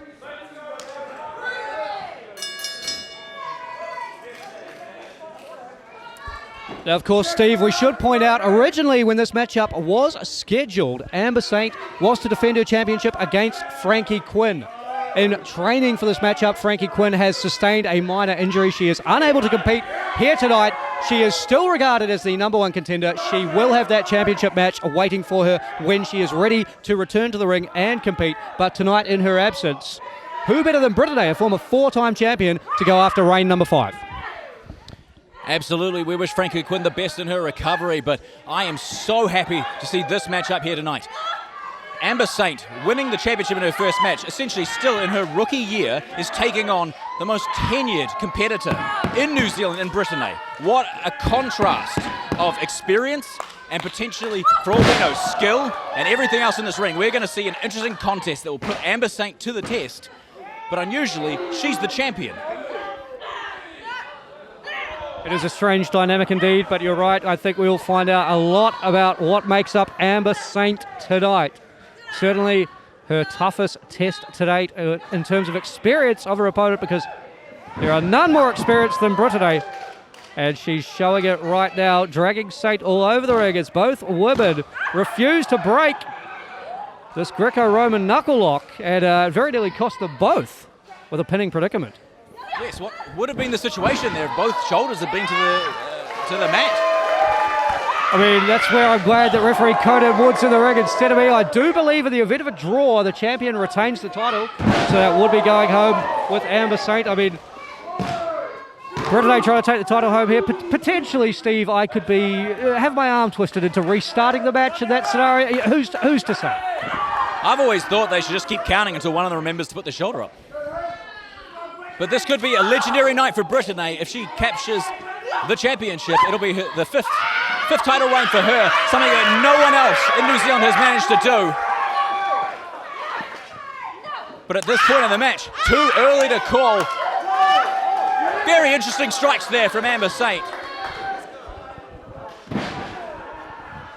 The snapmare brings Brittany out of the corner, and now that Brittany is far from the ropes, Saint locking in a unique submission here. Brittany's arms are I mean, how would Brittany even tap out of this scenario, Steve? Her arms are tied up. Yeah, I suppose she just have to tell the ref, which of course just feels so much more brutal, but oh no, Amber's... her shoulders were down there. Incredible reversal there by Brittany. But now, well, Brittany's shoulders were down. This is too stressful, David Dunn. Now Amber's shoulders are down again. Every time Amber threatens that submission, Brittany threatens the pin, forcing her to release the hold. She can't really gain any traction there. She can't really make any inroads. And now you'll notice Brittany on her feet, Amber Saint on her back, and Brittany setting up for perhaps a sharpshooter.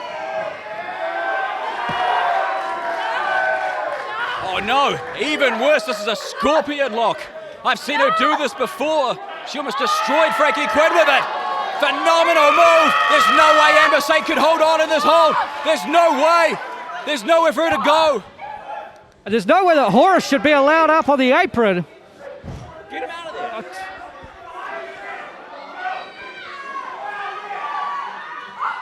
Oh, and Amber Saint with a handful of hair. Brittany still concerned about Saint's stablemate Horace at ringside. And Amber capitalizes on the distraction. And now she's standing on Brittany's hair. That's illegal. Yes, Conan Wood attempting to explain the basics of don't pull someone's hair. Hard to tell whether Amber Saint is aware of that rules, as so new to the business, or if she knows exactly what she's doing. And that's the thing, we just don't know what Amber Saint knows, do we? And that's what's going to be trouble for Brittany as this match goes on. Very scary trying to decode what's going on inside the mind of Amber Saint. But we do appreciate referee Conan Wood giving her a little bit of leeway because, of course, in the event of a disqualification, that's another way the champion can retain. And I don't think anyone here tonight wants to see Amber Saint weasel her way out of this one. Axe kick to the back. Right between the shoulder blades of Brittany. And again in the center of the ring, a long way away from the ropes. Saint setting up for a cattle clutch, assisted by a handful of hair. And now Brittany trapped in the position. Saint had her hands locked under the chin.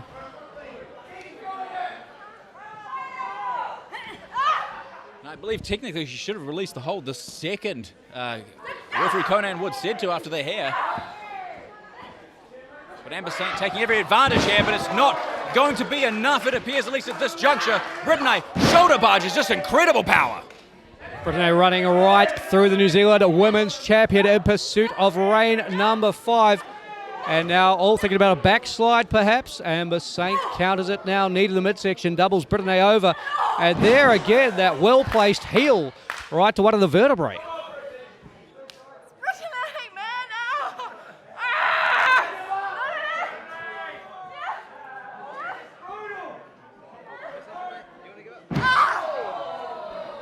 After all these years, something that everybody should know is that her name is Brittany. And even in the middle of an important contest like this where she could make history, she's still going to correct someone in the crowd. That's a professional right there, David Dunn.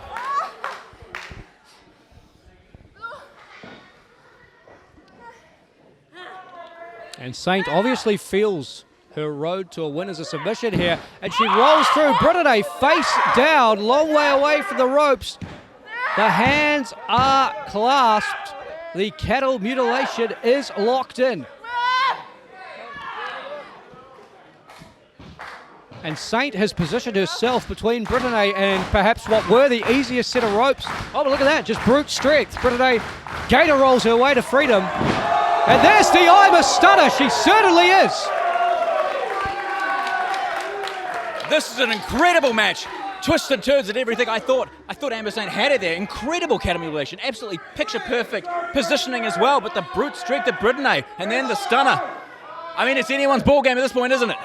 Absolutely slate swipe clean here at this point. Both women taking a lot of damage. Who will be the first back to their feet? Will they have the advantage? Will Conan Wood reach a 10? Well, we know the answer to that question, but... And in terms of who will have the advantage, it looks like it's going to be Brittany. Amber Saint swinging wildly, does not pay off. Brittany connects with her strikes though, lighting up the champion, backing her into the corner.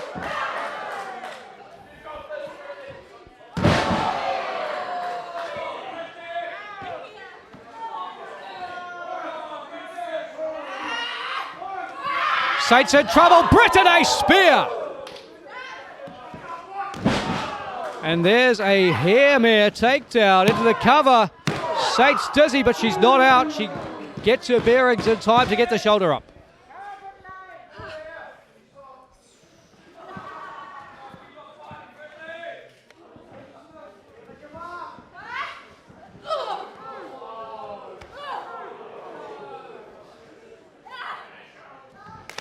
Oh!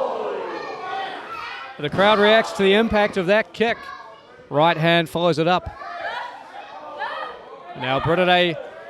There we go! The I'm a Stunner. Emphatic maneuver to win the title. And Saint barely, somehow, scrapes a shoulder off the mat. And this could be really interesting right now. We're going to have to see what happens when Amber Saint has to dig deep. Can the Glam Reaper pull it out here against... There was a strong kick out, and you know it. That was Look out, look out. Another kick out there of the strong variety, according to Horace. He thinks there's plenty of fight left in the New Zealand Women's Champion, but I would argue what we're seeing in the ring tells another story. Brittany closing in on another reign with the title. Amber Saint is in trouble, and she's in position, Steve. Oh, and she knew it too. Amber Saint desperately fights her way off Brittany's back, does not want to be part of that extreme makeover. Oh! And Saint, the arm wraparound DDT.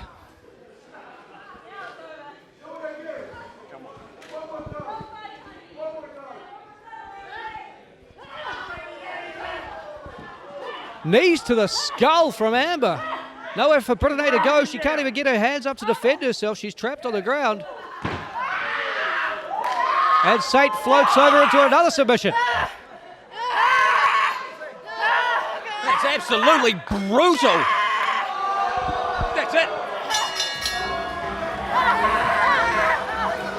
Your winner and still the New Zealand Women's Champion, Amber Saint. Well, a hard-fought victory for Amber Saint. She really had to work in this contest, but Steve, work she did. A submission win over Brittany. How rare of a feat is that? Yeah, you don't see that every day or even every year. A massive win for Amber Saint. I think she's proved a lot of doubters wrong here tonight. And she leaves, still, the New Zealand Women's Champion. Impressive. Main event time at the Eliminator as Taylor Adams returns to IPW from the 2AW dojo in Japan. Can the talented challenger do what no one has managed yet and dethrone Jake Sheehan for the New Zealand Heavyweight Championship? Are you ready for your main event? Justin, are you ready? The following is for the New Zealand Heavyweight Championship!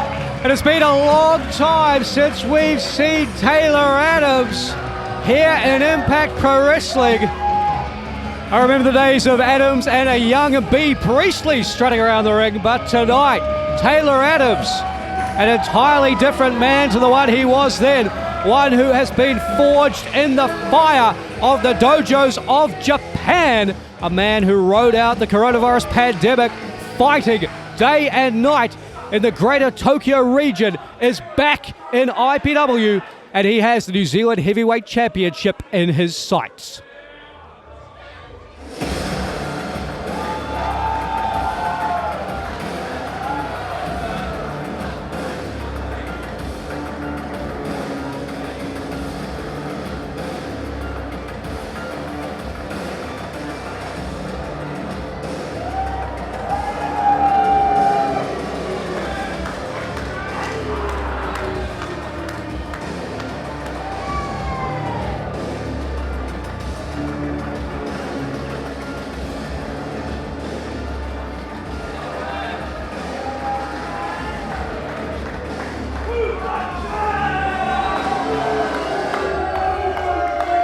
the New Zealand heavyweight champion has arrived.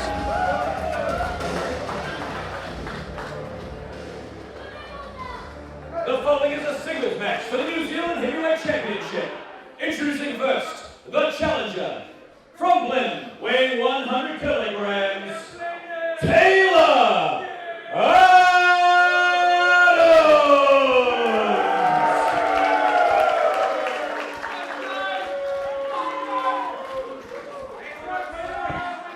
and his opponent, representing Control, weighing 90 kilograms, he is the New Zealand Heavyweight Champion, the Malevolent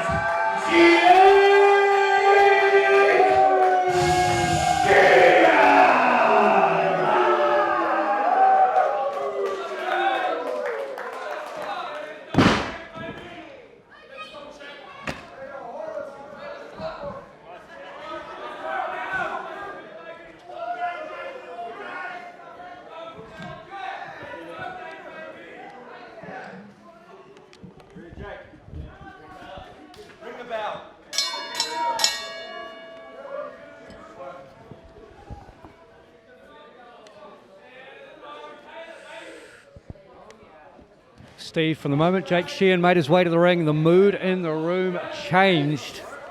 You can feel it here, and you can feel the energy that this crowd is waiting to transfer into Taylor Adams. They want to see a title change tonight. I think we all do. But and Taylor Adams is as good a man as any to get the job done against Sheehan. Oh yeah, Adams is a tremendous athlete. We haven't seen him here in IPW since 2019. He's been plying his trade around the world, especially in Japan. He's a phenomenal athlete, always has been. And yes, you, sir, are the man who booked this match, who put this together, as you have for all of Sheehan's contenders recently. Incredible jobs. None of them have gotten the job done so far. Unfortunately, because of usually the actions of Control, the master plan that Jake Sheehan always puts into his matches. But I feel it tonight. I think this is the one. Taylor Adams, he's a stallion in this ring. Jake Sheehan has been nowhere near Adams for years. I think this is the one. This is Taylor Adams' night. I've got a good feeling about it, Steve. Of course, when it comes to experience, these last couple of years in New Zealand have not been great for professional wrestling on account of the novel coronavirus. But Taylor Adams spent that time in Japan. When he was unable to wrestle, he was able to train. He was living in the dojo. And you can see there, certainly more muscular than the Taylor Adams of old. And really starting to reap the rewards of 2 solid, unbroken years of consistent wrestling and training day in and day out. And in my book, as you see here, Adams showcasing his power with a big scoop slam on the way. With authority, this may be the ideal skill set to dethrone Jake Sheehan and become New Zealand champion.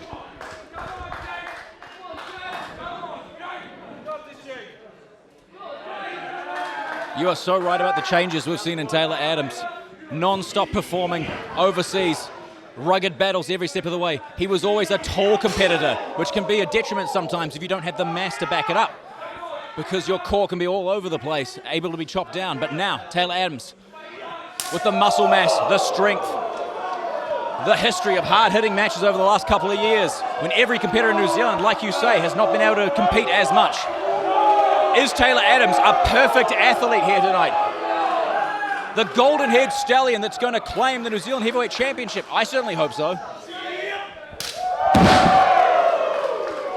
And Adams has made it clear, 2022, his focus is on New Zealand. He is back in Blenheim. Tonight he has made the journey to Auckland, and he wants to go home with his carry-on luggage that little bit heavier, with the New Zealand Heavyweight Championship in tow. And right away, a welt beginning to form on the chest of the New Zealand Heavyweight Champion, Jake Sheehan, becoming as red as those tights he's wearing tonight. And Adams employing that strong style he learned, spending day after day in Chiba, Japan, just a short train ride from the pro wrestling capital, Tokyo. But we talked about the long body of Taylor Adams, Steve. And you see him lashing out there. I'm not sure what it is, but there must be a reach advantage. Adams able to tag Jake Sheehan when Sheehan's just kept that little bit on the outside for some of his attacks. And that's not going to do it on its own, but over time, over the course of a 15 to 20-minute match, Taylor Adams being able to strike 2 or 3 times for every one that Sheehan lands, they're going to accumulate. And Adams stringing together some pretty impressive offense right now, shutting down Jake Sheehan's plan of attack in the early going. And that is as big a side slam as you're going to see. And I got to say, I don't know if it's luck or just the training, but I really expected to see an impact on the right knee of Taylor Adams after that move that Sheehan did in the corner, but it didn't even phase him, unless it's just pure adrenaline. Oh wait, it's like you know, magic at that point. He's obviously feeling it out. Maybe the adrenaline's starting to wear off. That might pose a problem as time goes on. Could have been a lot worse.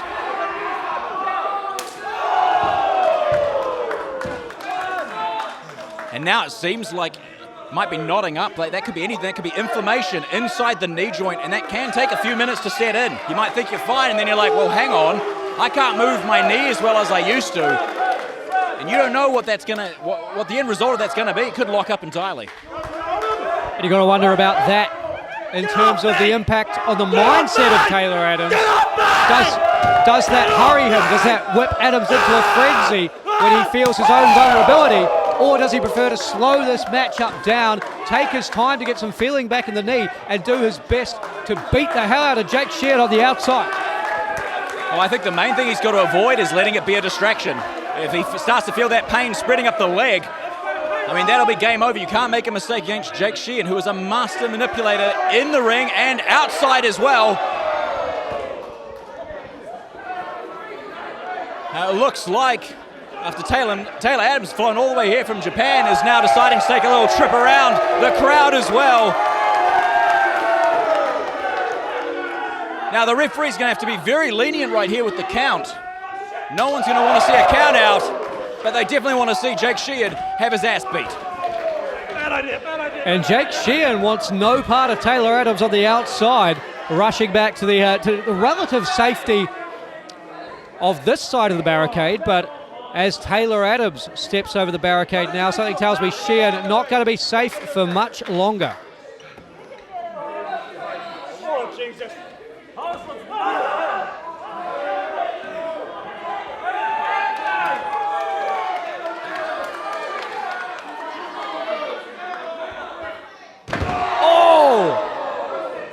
A slam across the apron. It's the hardest part of the ring. There's the least amount of padding there. Just solid steel holding these ring posts and ropes together. And Jake Sheehan's spine just got drilled down. Meanwhile, Horace may have interjected himself in this contest one too many times. Well, I talked about distraction regarding the knee. Obviously, Horace outside the ring.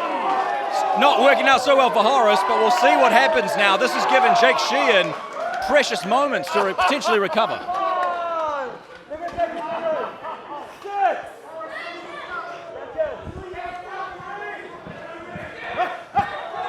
Oh, you saw it coming, Steve.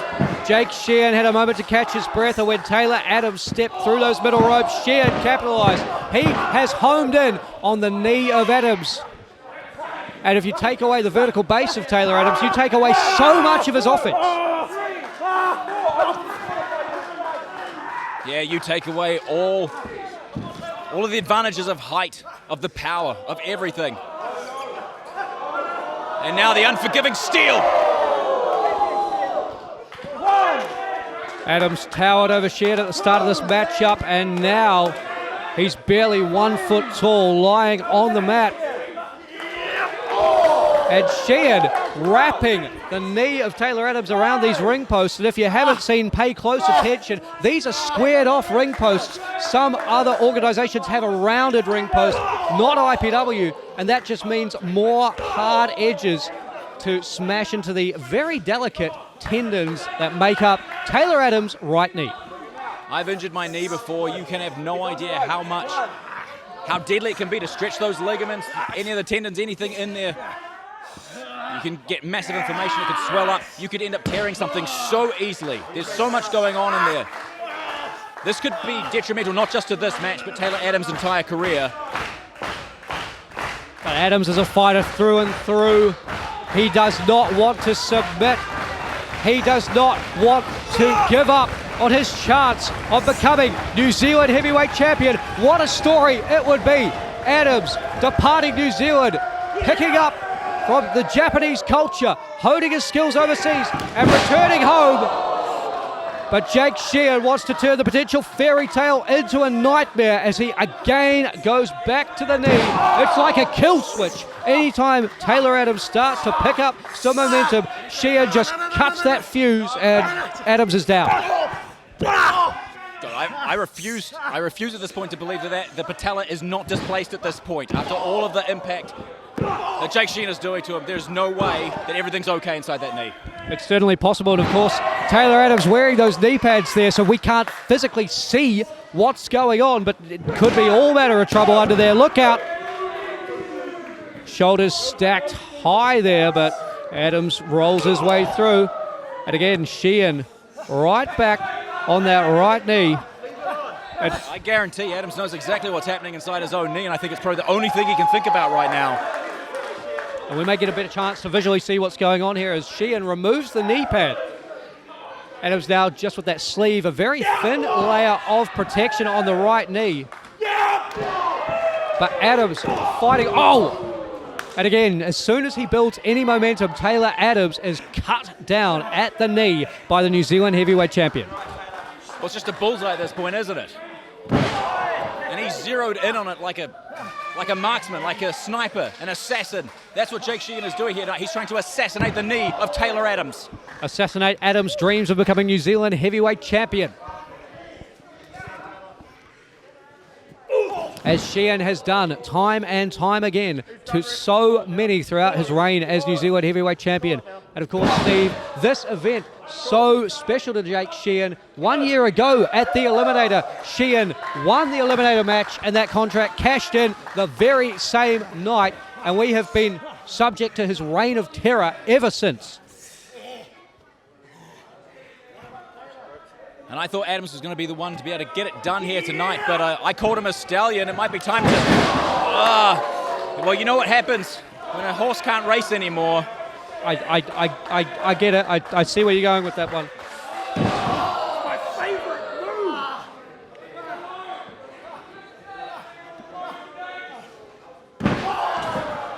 move. No height or reach advantage for Taylor Adams when he's stuck writhing in pain on the mat.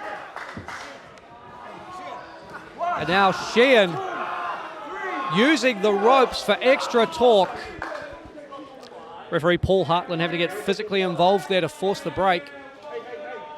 We appreciate the hands-on officiating.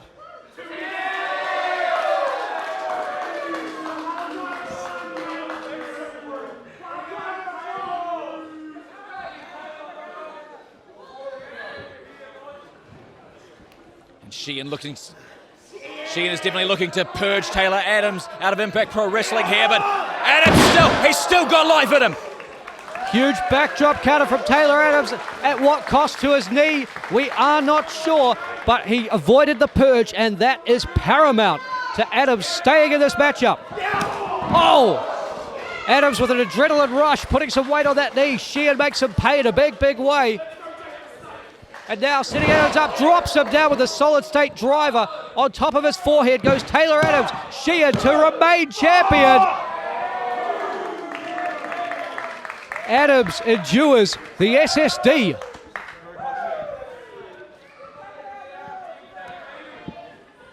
He talks about the cost to Taylor Adams' knee. It'll be about 30 grand if ACC doesn't pony up.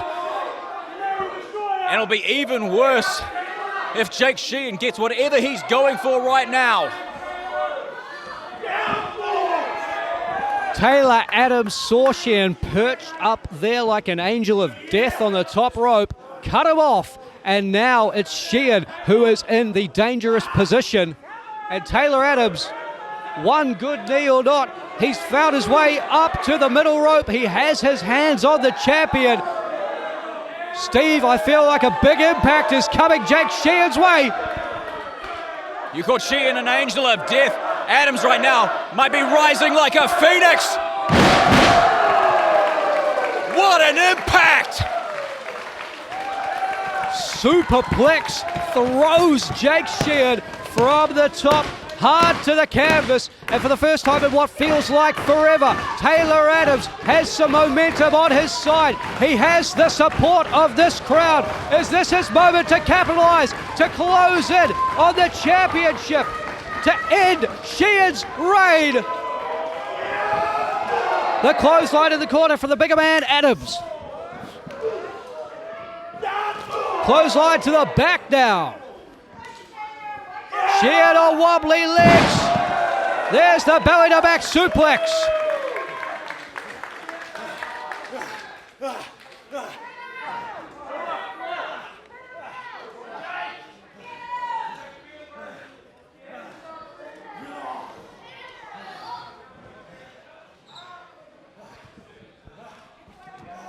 Sheehan finally back to his feet. Oh, Adams thinking about a knee strike. Eats a super kick. There's the leaping knee. The bad knee to the jaw of Sheehan. And again, Taylor Adams risking it all. Sheehan's out. Sheehan's out. Sheehan's out. Two and a half, 2 3/4, 2.9. And you got to wonder, if Adams' knee was 100%, the damage of those two knees, Sheehan would have been out cold in my opinion. Oh, you're damn right. That would have been it. So you got to commend the game plan of Jake Sheehan, but I think Adams, he's closing in on this thing. I wouldn't thought this was possible a few minutes ago, but he's doing it. This stallion's still gonna ride. Sheehan floats over the back of the chop block. Cuts down Taylor Adams time and time again. Oh, and Adams ducks under the Shining Wizard to the back of the head. Oh, vertical suplex on one leg. Taylor Adams doing 2AW proud tonight.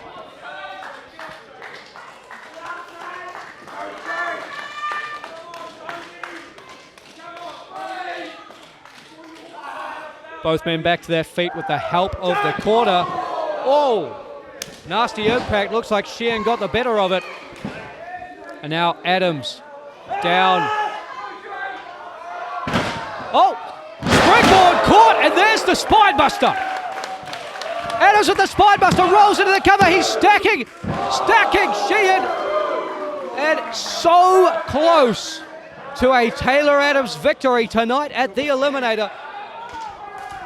What more does Taylor Adams have to do? What more physically can he do?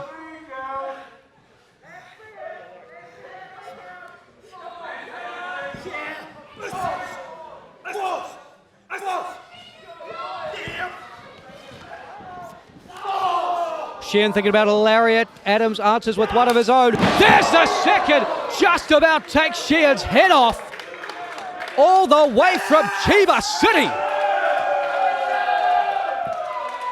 That is Japanese strong style. And it might be exactly what's needed to achieve his championship dreams here tonight. Here we go.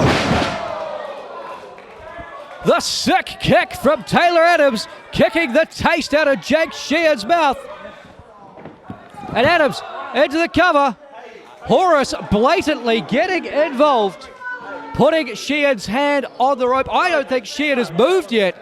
Sheehan is out cold.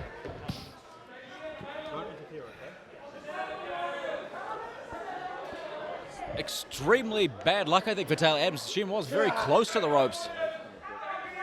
I guess the referee felt a bit trapped there, and what he could do, Sheehan's hand was on the ropes. Well, you've got to give the assist to Horace. Oh, Adams up and down, sit out powerbomb, the Liger Bomb variant. And Horace just dragged our referee out of the ring. We should have a new champion right now if it wasn't for Horace. God damn it. And Horace has been evicted from ringside, not a moment too soon. And Taylor Adams putting the exclamation point on it. But is it too little, too late for Taylor Adams at this point? Good call by the referee, but was that a once-in-a-million shot there for Adams, or does he have this one in the bag right now? Is he closing in? Is destiny near for Taylor Adams? The Liger Bomb had it in the bag for Taylor Adams. Can Lightning strike twice? Can he find another way? Oh, Sheehan with the counter to the kick. Oh, God! The Purge piledriver drops Taylor Adams right on the top of his head. Stacking his neck in the Purge. Sheehan retains. Your winner and still the New Zealand Heavyweight Champion, Jake Sheehan. What a sickening pile driver to end that matchup. As dangerous as I have ever seen from a desperate Jake Sheehan. He knew when Adams hit the Liger Bomb, his reign as New Zealand Heavyweight Champion was about to be over. And when he found the opportunity, a reckless, violent pile driver puts down Adams and gives Sheehan yet another defense of the New Zealand Heavyweight Championship.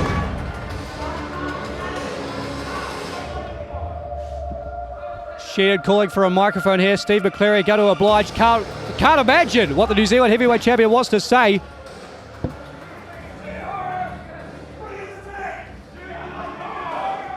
Demanding as ever as Jake Sheehan requesting a microphone. I guess we're about to hear from the leader of Control.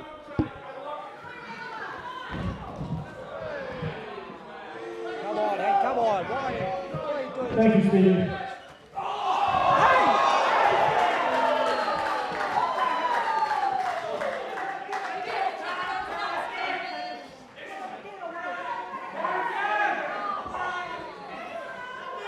David, that was your fault. You booked me in these 3 ridiculously hard title defenses against the best wrestlers New Zealand has to offer, who have done nothing to earn championship opportunities. No one wants to see me in a street fight. No one wants to see it. No one wanted to see it last month. You did it anyway. Everyone wanted to see it, Jake. These are great matches. Listen to these people, not one person wanted to see it. Shut up!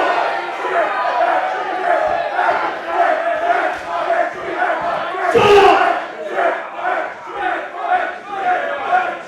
I've had enough to hear with you. What's up with us? You put us on these BS title defenses. You spot an opportunity off an illegal pin on Horace. It wasn't legal. You put me in these BS title defenses, and you do what? You sit there, because you didn't have the balls to get in there yourself, to face men like me. Stop booking me in these BS matches and sit there like the bitch you are.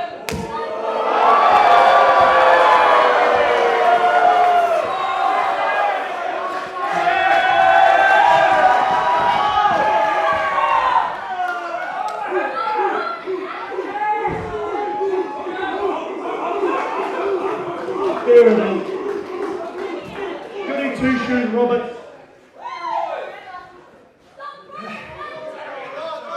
I tell you what, Dunn. I don't care when you got booked next month. Scrap it. I want to challenge you. 5-on-5. You pick your best 5 to represent IPW. I've got Control. The Knights of Mayhem. The true King K Cup champion, Horace. And the greatest women's champion of all time, Emma Singh! They win! They were the longest reigning champions in the last decade! No!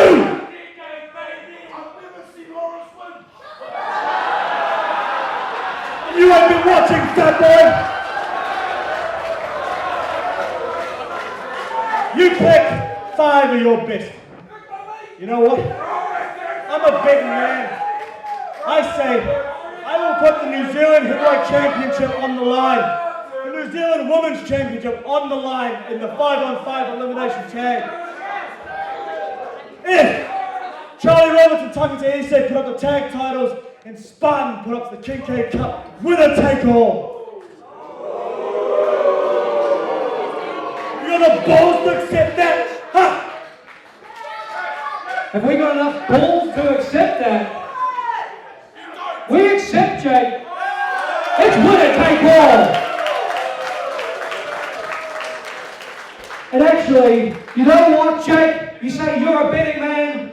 I'm a betting man too. And I like the look of my side. So what do you say we up the stakes just a little bit more? And what do you got? Your team wins. I'll do whatever you want.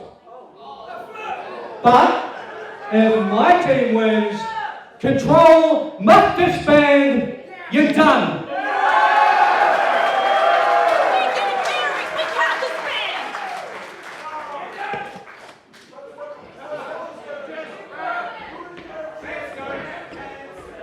You're on. Winner take all.